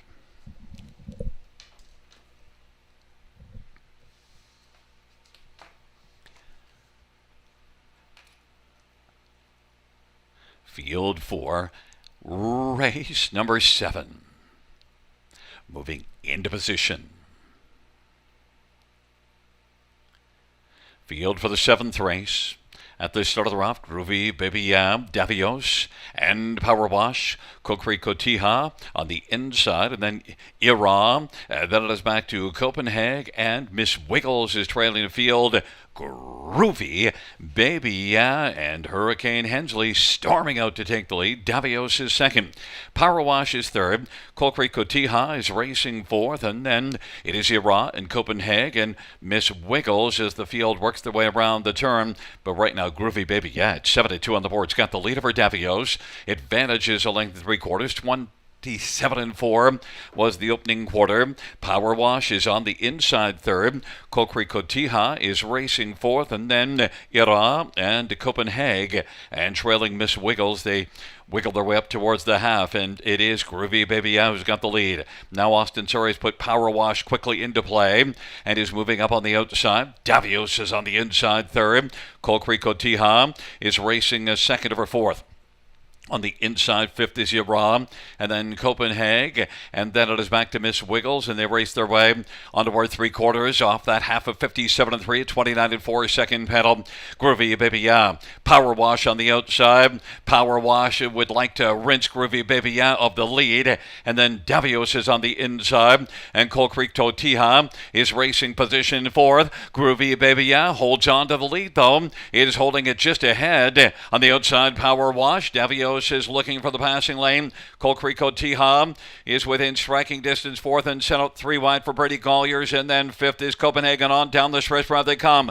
Groovy Baby Ya, Power Wash, and on the outside Colquhoun Cotiha, and they come on down the stretch right, and it is Groovy Baby Ya. Groovy Baby Ya is going to hold on and win. Power Wash was second to Colquhoun Cotiha. Davios on the inside, 155-3, the 7th race. Groovy. Oh, it was groovy, all right. Hurricane action right off the car. Sent her to the lead, and where I thought she'd be. I thought they'd get to her, though, and she was holding, though, a winning mile in 55-3. Had the right numbers, not the right one on top. Well, you know, when it gets warm and a little bit humid, sometimes you get storms, and we got a hurricane in the 7th race with Groovy Baby Ya. And look, this is one that the show's going to the lead 2 starts ago and just getting caught by that 2-year-old Love My French, which was an outstanding start from that one. Mm-hmm. I remember that one. We haven't seen that 2-year-old since. She's likely been at the big track. If not already, then she's going to be there. But Groovy Baby, good to see. She's been on the lead a few times in recent starts, and last couple she led up to be a runner-up finisher, but there was no letting up tonight. No, the hurricane winds did not weaken. They stayed as a category hurricane all the way to the finish. Groovy Baby, yeah. Knocking on the door a couple of runner-up finishes and had that win early in the meet here, but this is one that certainly has license to win, was racing so well, and of course, out of the Jody Cullen stable, they come ready to rock. Yeah, powerful barn. I mean, power wash did come with a bit of power, but out a long ways. But a good learning curve for that Blair Burgess trainee to travel first up and stay on for the deuce. But groovy baby, yeah, you just had her groove on, man. She had her groove on, and coming back in front of us, groovy baby, 3-year-old McWicked Bay filly owned by A1 Stable, trained by Jody Cullen. The winning drive to Hurricane Eddie Hensley. He rocked him like a hurricane. Groovy baby, 155 and 3.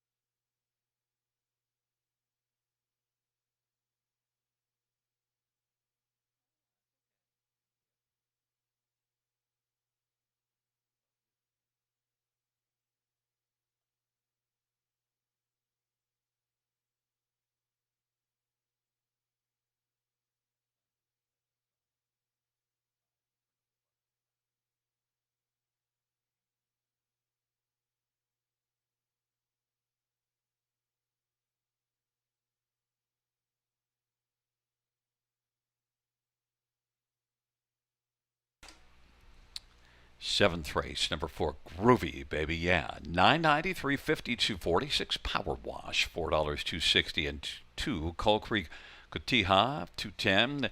$2 exactor, 40.60. Dollar try, 42.80. Dollar super, 76.15. 20-cent super, 15.23.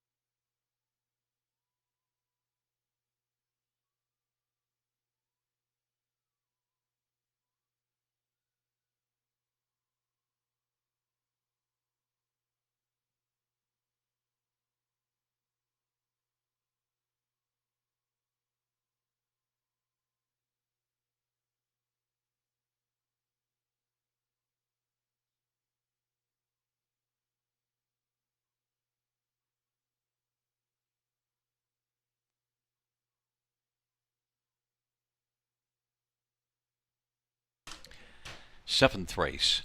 Order of finish from the top is a scratch 371 4265. That's scratch 371 4265 at the bottom.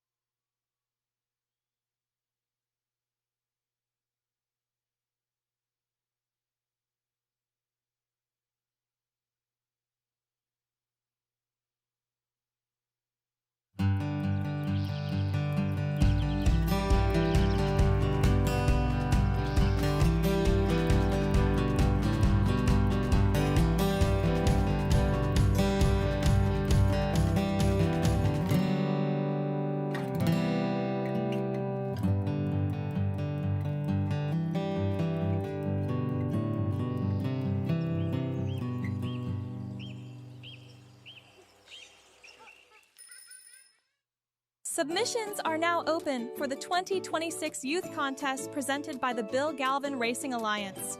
Kids can win cash prizes and a VIP night at the horse races. To enter the Youth Literary Derby, write a story or poem about anything related to standardbred horses. The Youth Literary Derby is open to students in grades 3 to 8 as of June 1st. To enter the Youth Art Derby, draw or sketch anything related to standardbred horses. The Youth Literary Derby is open to students in grades 3 to 12 as of June 1st. The deadline to enter both contests is August 31st. Visit our website for more information and inspiration.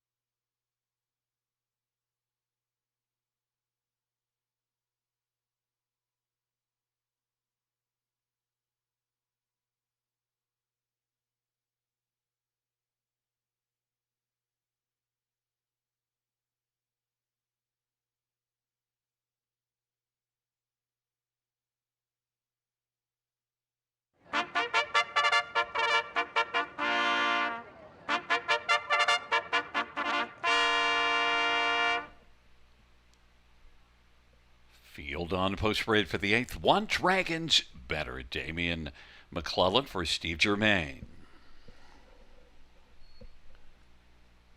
Number 2, Bluebird Recon, Pretty Golliers for Melissa Loyer and Tyler Eubank. And Waylon Eubank. And 3, Vino Louie, Austin Surrey for Jacob Roberts and Triple S Equine. Number 4, That Moment in Life, Dale Spence for Mackenzie Spence and the Cardinal Stable and Michael David Morris. Number 5 is Sir Lucknow. Jason Ryan drives for Jacob Roberts and Paul Roberts and Shirley Mills. And number 6 is Ace 44 Jack Eddie Hendley for Randy Harris and Kylie Harris. Field of 6, race number 8. Let's get a look at this field. And, well, Sugar, we're going to take a look first at number 1, Dragons Better. 9-1 on the board. A horse that raced here in 52-3, just 2 starts back.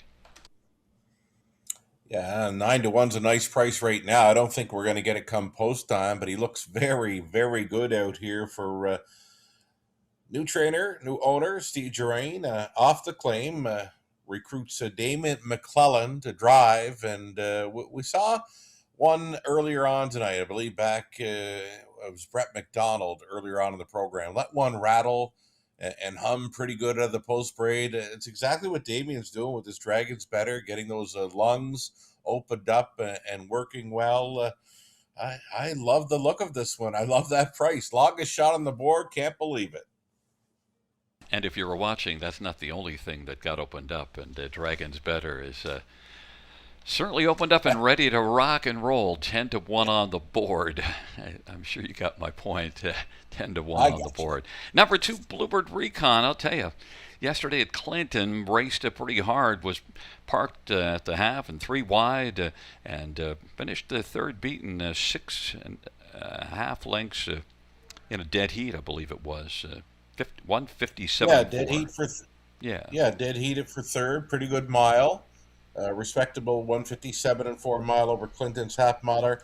This one came up from south of the border, showing not much, and went to the barn of trainer Melissa Loyer. And since coming to Ontario, it's 2 wins, and now the added line being a third, and that was yesterday. So coming right back in here. 3-5, I'd be looking elsewhere, especially for this horse just racing yesterday afternoon. I mean, horses used to do that plenty back in the day, but this is the new day where you don't normally see a horse race on back-to-back days. But that's what we're going to get with Bluebird Recon. At 3-5, I just can't get there for the victory. Number 3, Vino Louie was a winner in the bottom class here June 5th, and then the last 3 starts tried this level, 4th in each of them, but has been showing enough, and this was a big earner last year. Maybe Vino Louie can step into the top 3 here. Switching the trainer, Jacob Roberts. Give this one a big beware angle with these. Another one where the price is right at 8-1. Vino Louie is more than capable of flashing some 53 or 54 speed with these. Good enough to go with them, and might be good enough to beat them on this day. Again, the trainer change for horses 1, 3, and 4. Half the field going out for New Barnes tonight. Yeah, let's mention that for That Moment in Life. My top one is 7-1, 9 wins in 22 starts this year. A lot of equipment changes, blind bridle to blinkers, the hobbles let out half an inch, and changing aluminum to steel shoes on all 4, so That Moment in Life. And also the thing with this one is dropping in class. While the rest of this field was in 8 claiming, That Moment in Life is dropping down. Is dropping down, facing a bit easier competition. Trainer Mackenzie Spence, as you mentioned, went right back to basics here, switching things around. Multiple equipment changes for this one, who's had a pretty good season already. 9 victories, most of them on the half miler in London. He is a half mile specialist and trying to get back to his winning ways here on the class drop. Yeah, and also Sir Lucknow is one you got to look at because comes in with 4 consecutive top 3 finishes, most recently 3rd at Hanover, and that was in an 8-claimer. They're all pretty good check getters, actually, Gary. Yeah, well, Lucknow, worth a look. I mean, it's a great betting board right now, too. We mentioned the 2 is a heavy favorite. but just Yep. raced yesterday. So for that reason alone, I couldn't get there, especially on the price. But any one of six, maybe fire one at the dartboard here. Yeah, the 6 is coming in off of a win and has 12 out of 19 in the top 3 on the year. Ace 44 Jack and Hurricane Hensley 6-1. And by the way, talking about racing back-to-back days, how about Some Beach Somewhere raced 2 heats on the same day, and the second heat at Flamborough Downs was 149-2. So those are the old days. Those are the old days. Little Brown Jug, I'm not sure. Do they still do the double heat thing on a race day? I'm not sure, but used to happen quite often back in the day where horses would race the double heats, and yeah, don't see it too often anymore. But even money still for the Bluebird Recon. Can't get there, Gary. Yeah, well, I went to that moment in life, and I love the fact that I'm getting 9-2. Certainly Bluebird Recon. If it wasn't for racing yesterday, I mean, comes in off of a couple of wins, but still might show us something. We'll see. It's a field of 6. It is Fair race number 8, and they are entering the backstretch.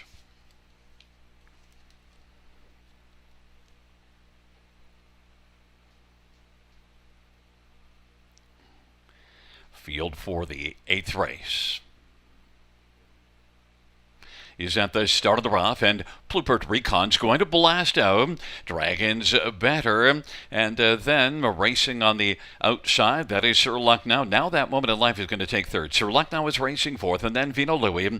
Ace 44 Jack, Bluebird Recon, 3-5 of the boards, got the lead. Dragons better has just one that's better right now, and is a length and 3/4 back. That moment in life is third, then Sir Lucknow, Vino Louis, and Ace 44 Jack. He's back trailing the field. Bluebird Recon, the favorite, leads past the quarter in 27. Dragons better is second, and that moment in life is on the inside and racing third. And now flashing to the outside comes Vino Louis. Then Sir Lucknow is going to stay on the inside, and Ace 44 Jack has popped out. It is Bluebird Recon heading up towards the half of a quarter in 27. Bluebird Recon. Dragons better is getting a good ride. That moment in life is third, and now Vino Louis has stalled and getting a lot of urging, but might have flattened out. Sir Lucknow up the inside and trailing is Ace 44 Jack of a half of 56-3 in that 27/4. Bluebird Recon keeps on driving. Brady Golyers and Bluebird Recon leading Dragons better by a length and a half, and that moment in life is third. Ace 44 Jack now is starting to come on. Ace 44 Jack is moving from the backfield, but it is a Bluebird Recon. And Dragons better. That moment in life is on the inside third with Ace 44 Jack, but Bluebird Recon 3/4 in 124-4. Bluebird Recon leads by 3 lengths as they turn for home. Dragons better on down the stretch while they come. Bluebird Recon says yesterday was just a little breather to open up and come on and win here today. Bluebird Recon wins by about 5 or 6. Dragons better, and then Sir Lucknow, and that moment in life close for third. 153 flat. Bluebird Recon enjoyed racing yesterday and loved it so much, came back and won going away today. This horse loves to be busy. I guess, before he came to Canada, he was 0 for 6.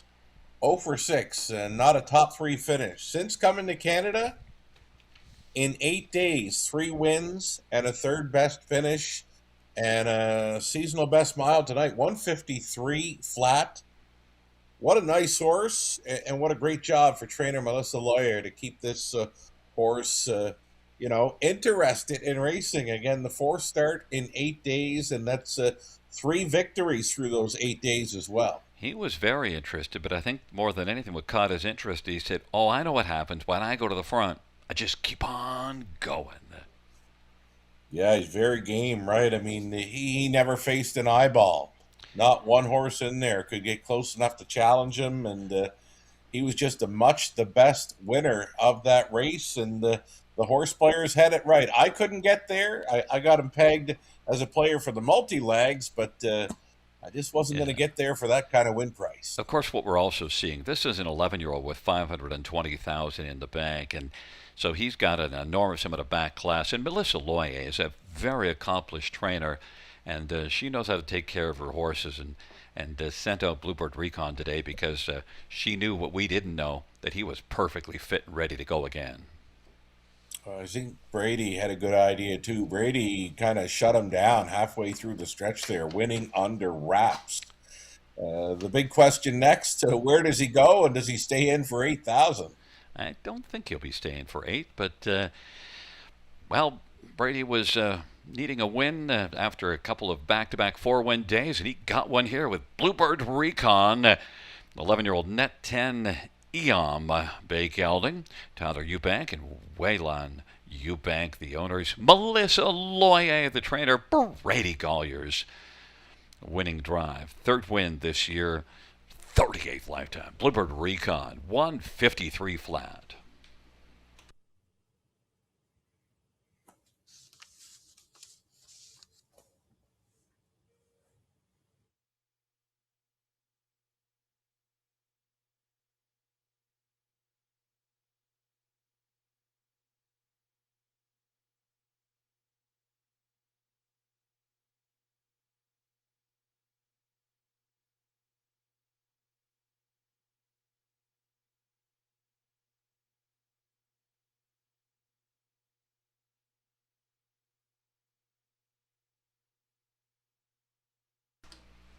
Number 2, Bluebird Recon, 330, 240, 210. 1, Dragons Better, 380, 290. For that moment in life, $3. $2 exact or $9.90.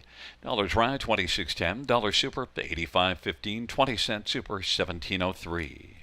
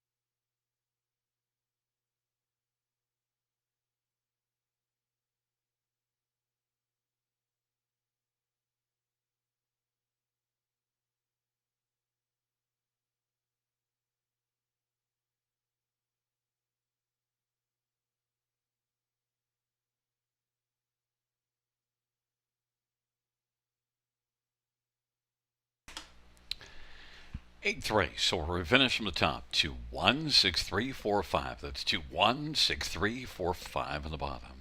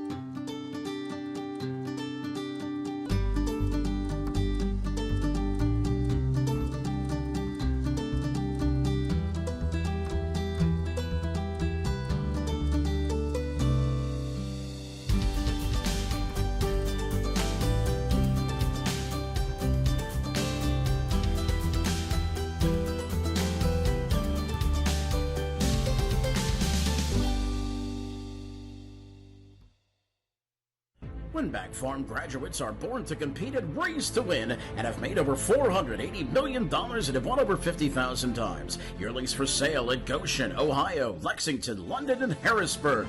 Featuring first crop yearlings sired by Meadowlands Pace winner Beach Glass, Adios Pace winner Cannibal, O'Brien Award winner Lawless Shadow, multiple O'Brien Award winner Tattoo Artist, and Dan Patch Award winner Volume 8.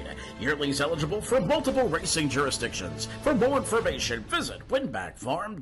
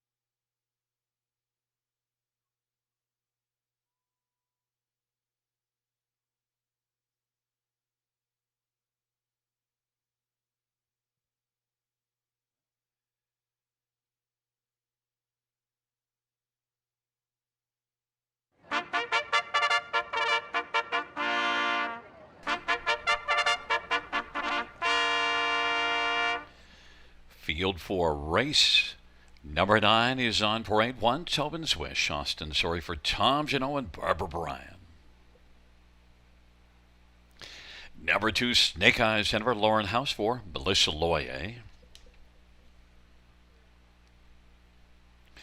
And number 3 is Rambaron Rose, Damien McClellan for Pat Rouleau and Stephanie DiPietro, and Don Carswell and Henry Vertoli. Number 4 is Funny Business, Brady Goyer for Pat Rouleau and Stephanie DiPietro, and Don Carswell and Henry Vertoli. Number 5, Perfect Juno, George Cantros for John Braid. And number 6, Sake Bomb, Jay Harris for Jacob Roberts and Triple S Equine. Field of 6, race number 9. And, Sugar Melissa Loyer sent out a favorite in the 8th race, and boy, that one lived up to the heavy building. And I got a funny feeling we're going to have more of the same here with Snake Eyes Hanover in the 9th. Yeah, you're getting a hot trainer with a hot horse. Snake Eyes Hanover tries for 3 in a row in Ontario. The first victory was at Sarnia, Grand River Raceway last time out. And Lauren House stays on to drive as well. And Lauren's having a great run at Ontario B tracks this season as well. Snake Eyes Hanover. Yeah, geez, it's tough to take 2 to 5 on any horse, though, right? Yeah, but Melissa's proven that you can back her horses, and this is one that has earned our trust last time out, winning by 7 1/4. Comes in with back-to-back wins, and 54-1 here. Pretty snug mile for the bottom class at Grand River. I have a hard time seeing somebody else beat him, and now fans have decided that they like another one. So let's talk about some of the other ones. How about 1, Tobin's Wish? And this is one that's light overall this year, just 3 top 3s, has a win, but, gets away from Georgia, and maybe things can be better here. Yeah, there's quite a few horses in here not showing a great record in their 2026 season. This rail starter, Tobin's Wish, just the one win on the season that came a while ago at Flamborough over a good track. Austin Sorry on board.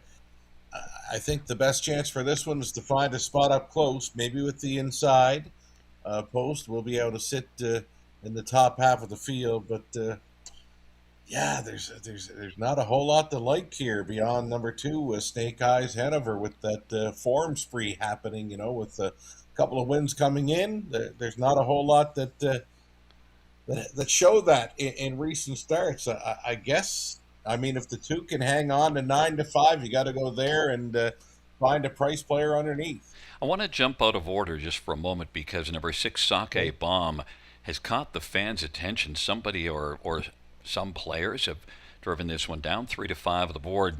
Can you see it? I see 3 to 5 for number 6, Sake Bomb, but I can't see that one on top with this field. Back on the Lasix program, it's a regular Lasix type horse. When I see that kind of win money down on a horse like that, I like to check the place and show as well. I'll tell you what, Gary, someone plumped about $500 or $600 to win, place, and show on 6, Sake Bomb. I'm looking at the pool totals right now. There's a lot of place and show money in the 6 as well. So Sake Bomb, someone's getting serious. Well, if you take a look at this horse last year, this is one that was seriously good. 19 out of 38 in the top 2 with 10 wins. Mm-hmm. And just getting rolling this year, this is just the 5th start of the year, but the last 2 starts, they leave a lot to be desired. And just before that was a winner at Hanover, but in 59-2. Just right now, Gary, as I mentioned, all that $500 and $600 across, win, play, show money on the 6 Sake Bomb, it's no longer there. So it probably was an error, or just an error in a wager. Yeah, they probably meant it for another horse at another track. Well, number 3, Rambaron Rose, is the one you used for 3rd. Rambaron Rose can grab a share here. It's the highest earner of this field with 150,000. Well, I guess the 6 made over 200, but one of the higher earning mares in the field, Rambaron Rose. I think can leave enough to keep herself warm and grab a share with these. But yeah, the longer I look at this field, I just don't see there being any way for any horse to beat the two, and that is why Snake Eyes Hanover is 1-5. The one that I used for second and you used for fourth is for Funny Business. The last two races, not all that much, but just before that, at least, you do see a bit of form a second. But boy, like you said, I just got a feeling it's Snake Eyes Hanover all day long in here, and the tilt board is saying that at 1-5 right now. On Funny Business, best day, she could probably go with these. She needs her best, though, to go with the two. It's a field of six. Two Snake Eyes Hanover, 1-5 on the board right now. It's a field of six, ninth dash on a marvelous Monday as we are gathered at the river. Field is at the start of the rough, and from the outside, Perfect Juno and Sake Bomb. Snake Eyes Hanover is going to roll out on the inside now with Ram Baron Rose, and Ram Baron Rose getting some urging and is going to press on. Ram Baron Rose is able to come on and clear to the front, and Snake Eyes Hanover is racing second. Then Tobin's Wish, and fourth is Perfect Juno. Then Funny Business and Sake Bomb, and now Snake Eyes Hanover is going to loop around and claim the lead from Ram Baron Rose. Snake Eyes Hanover 1-9 on the boards, got the lead. Ram Baron Rose is second. Tobin's Wish is racing third, and then travels in front of Perfect Juno and the trailing pair Funny Business and Sake Bomb. Snake Eyes Hanover of a 28-1 opening quarter will roll on the lead as they race their way up towards the half, and racing in the pocket is Ram Baron Rose. Tobin's Wish is third, and then Perfect Juno fourth. Funny Business has just one beaten, and that is Sake Bomb. Snake Eyes Hanover leads as they race the backstretch, 58-2 halftime, 30-1 second split. Snake Eyes Hanover leads, and Ram Baron Rose is racing second. Tobin's Wish third. Now Funny Business is moving up on the outside. Then Sake Bomb is underway on the outside and Perfect Juno on the inside. But Snake Eyes Hanover is unchallenged of a half of 58-2. Racing on the lead on by 3 quarters. Snake Eyes Hanover 126-3 is the 3-quarter time at 28-1 third panel. Snake Eyes Hanover. Ram Baron Rose is staying close enough to pounce late. Tobin's Wish, and now Ram Baron Rose is in full bloom as the field, rather Funny Business in full bloom as the field turns for home. Snake Eyes Hanover. Funny Business on the outside. Ram Baron Rose is on the inside. Snake Eyes Hanover just continues to roll. Snake Eyes Hanover, no urging. Ram Baron Rose second. Funny Business third. Tobin's Wish was fourth. 156 flat. Snake Eyes Hanover 1-9 and never really in doubt throughout the race, Sugar. Yeah, another one of those Melissa Loyer trainees that wins without a challenger. There was nothing that came alongside to threaten that victory at any point in the mile. Ram Baron Rose was a good second, left out for position, and then was happy to take the 2-hole ride behind that heavy favorite. But yeah, Snake Eyes Hanover, it was that mare's race to win or lose, and she happened to win it without a challenge. Well, it's kind of hard to go against her, even though you don't like 1-9. It's just you don't really see anybody else coming in showing any form. I mean, all the others are showing ninth and sixth and seventh. The one horse fifth, but I mean, and then Snake Eyes Hanover comes in with 2 wins, and the last win was a dominating win here. So, I mean, you either bet the 1-9 or you pass it. She'll not get an easy class like that next time. She's got too much money to fit a class like this, so next time out it won't be so easy for her, I'm sure. Well, she made it look very easy, and here's Snake Eyes Hanover. But Damian McClellan did a nice job getting Ram Baron Rose out, sat the pocket, and at least picks up second place money. So it's a 2-3-4-1. You had the right 4, but the order was mistaken. But Snake Eyes Hanover, you weren't mistaken at all about Snake Eyes Hanover, your top choice. Yeah, chalky winner and likely chalky prices to come back for the exactor try in Super. Absolutely.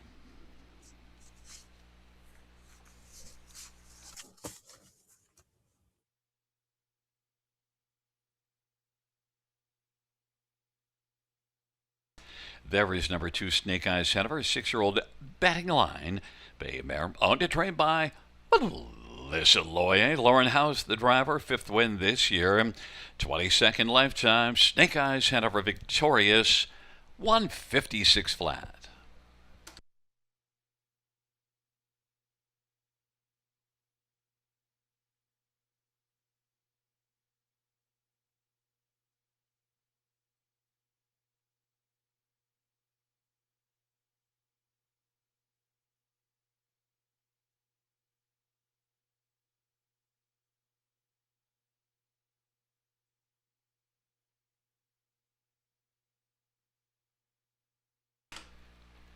Ninth race, number 2, Snake Eyes Hanover, 210, 210, 210. 3, Rambar and Rose, 550, 360.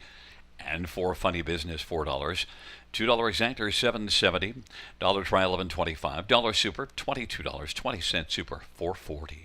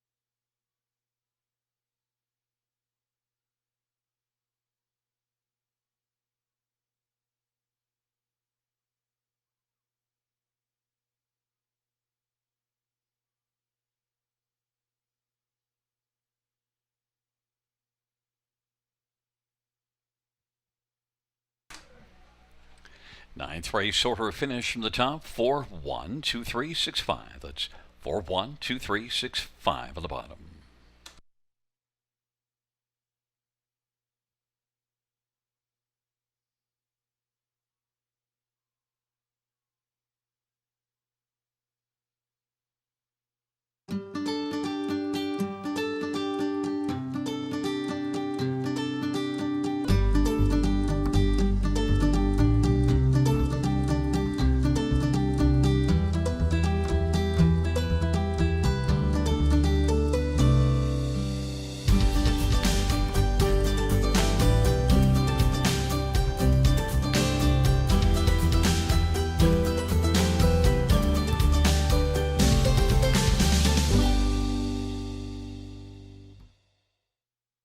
Winback Farm graduates are born to compete and race to win and have made over $480 million and have won over 50,000 times. Yearlings for sale at Goshen, Ohio, Lexington, London, and Harrisburg.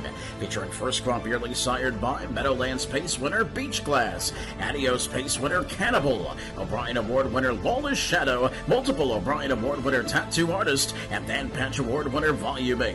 Yearlings eligible for multiple racing jurisdictions. For more information, visit winbackfarm.com.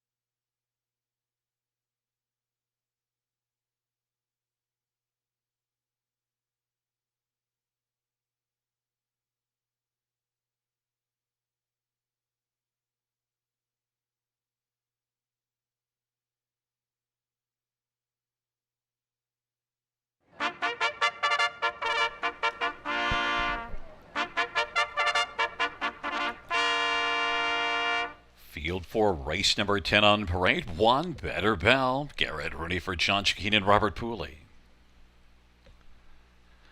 Number 2 is Wicked Road, Anthony Hunt for Meg Cronin Hunt Racing. Number 3 is Coal Creek Espero. Brady Collier for Daniel Walker and Coal Creek Standardbrands. And number 4 is My Tide. Sammy Fillier for Ben Hollingsworth and Cheryl Neulander and Michael Goldberg. Number 5, Angels Among Us. Eddie Hensley for Jody Cullen and Ron and Travis Cullen and Keith Hanna. Number 6, Annie's Diva. Austin Surrey for Jared Mann and Susan McKeegan. Number 7, Stone Stoyer. Damien McClellan for Anthony Beaton, Robert Bridges. Number 8, Britta's Best Bet. Paul Davies for Steve Fudge. And number 9, Chicanery. Jason Ryan for Jacques Dupont and CSL Stable. Field of 9, race 10. A great final dash, and the money is spread all over the place. The favoritism has been bouncing around, and now My Tide at 9-5. But a lot of different ways you could go in this race, and you're going on one right now that the fans are just not loving. 22-1, the longest shot on the board, Sugar. And yet set up by Jared Mann. So you got to take this one seriously off a win here in the non-winners at 2. Right. I mean, that was a big turnaround for this cattle wash filly in the latest. Left sharply, sat 2, made a move, the winning move following the opening quarter mile, and paced away to a new life best of 152 flat. I mean, she looks great again tonight. For me, it's just a very nice turning point for this filly's 3-year-old season. I think she's going to keep on moving in the right direction. I mean, I didn't expect to get a big price like this, especially off a 52 flat victory, but I'll take it. And being a 6-horse and the hardest racing finale in North America, you know my story on that. Oh, okay. 26-2 last time out at quarters, so Andy's Diva is certainly I think is gonna blast out. And you know what? At 24-1, I would join you at least for a share in here, because Andy's Diva's got to be taken seriously. Jared Mann's barn is a pretty strong one. Number 8, Britta's Best Bet. Well, if you don't like 19-1 right now, how about 21-1? Britta's Best Bet. You got some long shots on top. I do too. I mean, all that action on the 1. Better Bell. Better Bell was winning last time at double-digit odds. Britta's Best Bet was the heavy favorite in that race that finished second behind Better Bell. So, if you weren't on Better Bell last time out and you were on Britta's Best Bet, how can you not be on the 8-horse again this time? I mean, the 1-horse right now is over bet. Yeah, after winning at double-digit odds last time out. And then you've got this inflated 23-1 price on the 8-horse. It's hard to fathom what's going on here in the wagering. I don't get it. I'm not sure how you filtered through this field and came up with Britta's Best Bet in your top 2, but good on you. Look, last time out, 52-1, and you do see 51-1 and 51-3 in the 2 previous, but post 8, I don't know. But hey, listen, that's why I love that you've got these 2 in here, because this is a wide open dash, and Better Bell is getting way heavily bet at 4-5 on the inside. She was really good last time out, straight to the top. She would not be caught, but at 4-5, I know I'm not going to be chasing after this one on a win ticket anyway. Race 10, for me right now, Gary, this race 10 has upset written all over it. Well, I want to quickly get to 3 and 4, because then I'll throw in my top pick, because it's not one of your top 5. Hey. So give me some thought on 3 and 4. Well, you're getting Brady Galliers on 3, Coal Creek Espero, 1 to consider here, and 4, My Tide. I think leaves a better post this time, right behind the car. Send this My Tide into there and find a spot up close. I went to Angels Among Us, and he is 5-1 on the board. You get Hurricane Hensley for Jody Cullen, and Hensley and Cullen teamed up earlier in the evening on Groovy Baby Yeah. 10th last time out in 51-2. But look, the race went in 48-4. This is one when you look through the page and you also look at 9 wins and 21 starts on the year. I think Angels Among Us is very capable of a bounce back performance. This is a 3-year-old, though, shadow playing with some 4-year-olds and some horses with some strong credentials, but 9 wins and 21 on the year, and I love Jody Cullen's barn. The Cullen barn has been strong when racing at the river, and the Hurricanes been in the winner's circle already tonight for Team Cullen. So, yeah, if there's a price player, maybe it's the 5, but maybe it's the 6 or the 8 as well. For me, even money still on the 1, not going there. Yeah, that was my second choice and your third, but we both went to horses at a price, so I'm at 6-1 with that 5 horse, and you're sitting at a beautiful 19-1 on your 6 horse Annie's Diva, and it's the 10th and final dash of full field of 9. They're going to settle things in a couple of minutes. Field 4, race number 10.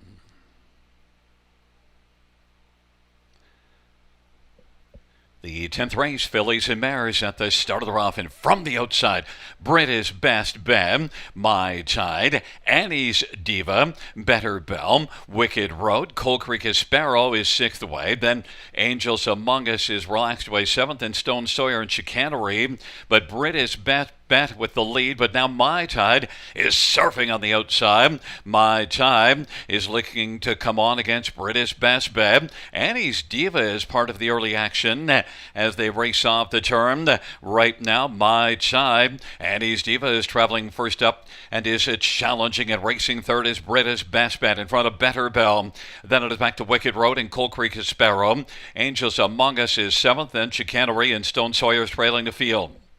As the field works their way up towards the half, making the lead was Annie's Diva. Now My Tide comes back around. My Tide on top. Annie's Diva second. British Best Bet is third. Better Bell is racing fourth and is currently about 5.5 off the lead. Now Wicked Road moving on the outside. Then Coal Creek Sparrow and Angels Among Us. And now Angels Among Us will take over 6th. Is back 7th. Coal Creek Sparrow way back. Chicanery and Stone Sawyer. 54-4. It was a lively half. My Tide at 6-5 has the lead. Annie's Diva is tripping out in the pocket right now. British Best Bet on the outside is third. Then Better Bell and Wicked Road. Angels Among Us is driven up the inside. Then Coal Creek Sparrow. My Tide 3/4 won 22-4. And My Tide leads Annie's Diva by about 2 1/4. On down the stretch drive they come. My Tide and Annie's Diva. My Tide continues on. My Tide is going to take the final dash. Flying Angels Among Us will pick up a second. Then Annie's Diva, Better Bell and Stone Sawyer 152-2. My Tide and Sammy Filia was forwardly placed and raced really well, Sugar. We mentioned it earlier, right? Sammy Filion, when he puts one in play or even on the lead, things usually work out pretty good. Another multiple driving win night for Sam Filion, another gate-to-wire victory, and this one would happen to be a new life best for My Tide. I'm pretty sure Ben Hollingsworth, the co-owner and trainer, will be very happy with his mare's victory. Now, she was injured last season, so Ben shut her down, and she missed a significant amount of time, but credit Ben Hollingsworth on waiting on her and getting her back to the races, and now she's never been better. Yeah, and it was a really strong performance. And did you see Angels Among Us never left the pylons and finally found a seam up the inside and came flying late to pick up a second? Yeah, she passed multiple horses. We don't normally see a big rush like this up the inside passing lane, but this was huge. I mean, wherever she shows up next time, I'd be looking for her. And your Annie's Diva raced very credibly, and at 16-1 is going to finish third.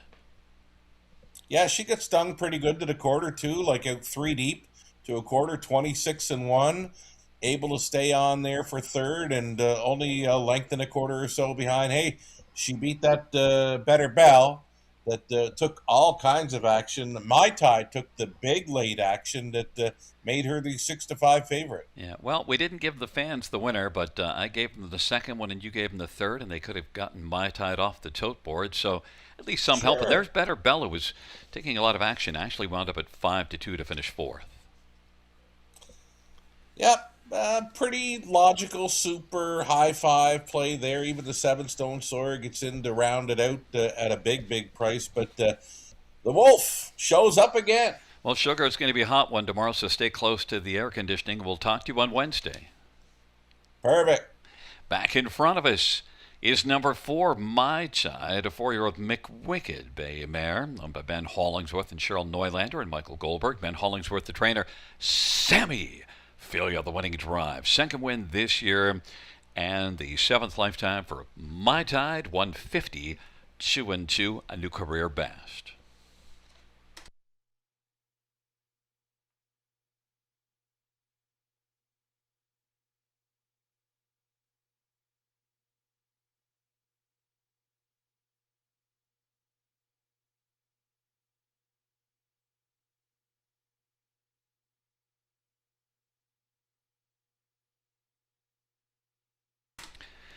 Tenth race payouts for My Tide, $443 to $50. 5 Angels Among Us, $660 and $340, and 6 Annie's Diva, $840.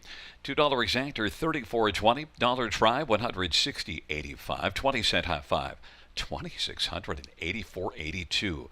On a 20-cent high five ticket, double of 2 and 4, $6. 20-cent pick 3, $117. 20-cent pick 4, $562. And the dollar pick 5, $40.20.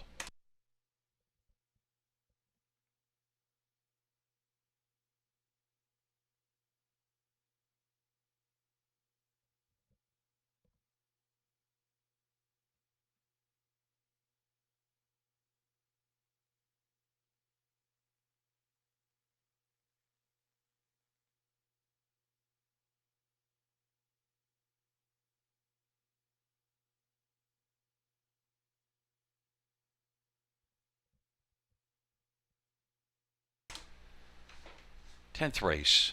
Order of finish from the top. 487, 1, 2, 3, 5, 6, 9 on the bottom. That is a 487, 1, 2, 3, 5, 6, 9 on the bottom. Well, fans, that concludes the live harness racing program for this Monday evening. Action resumes on Wednesday. First race will go to post at 6:20 p.m. Buenas noches, amigos. Good night, everybody.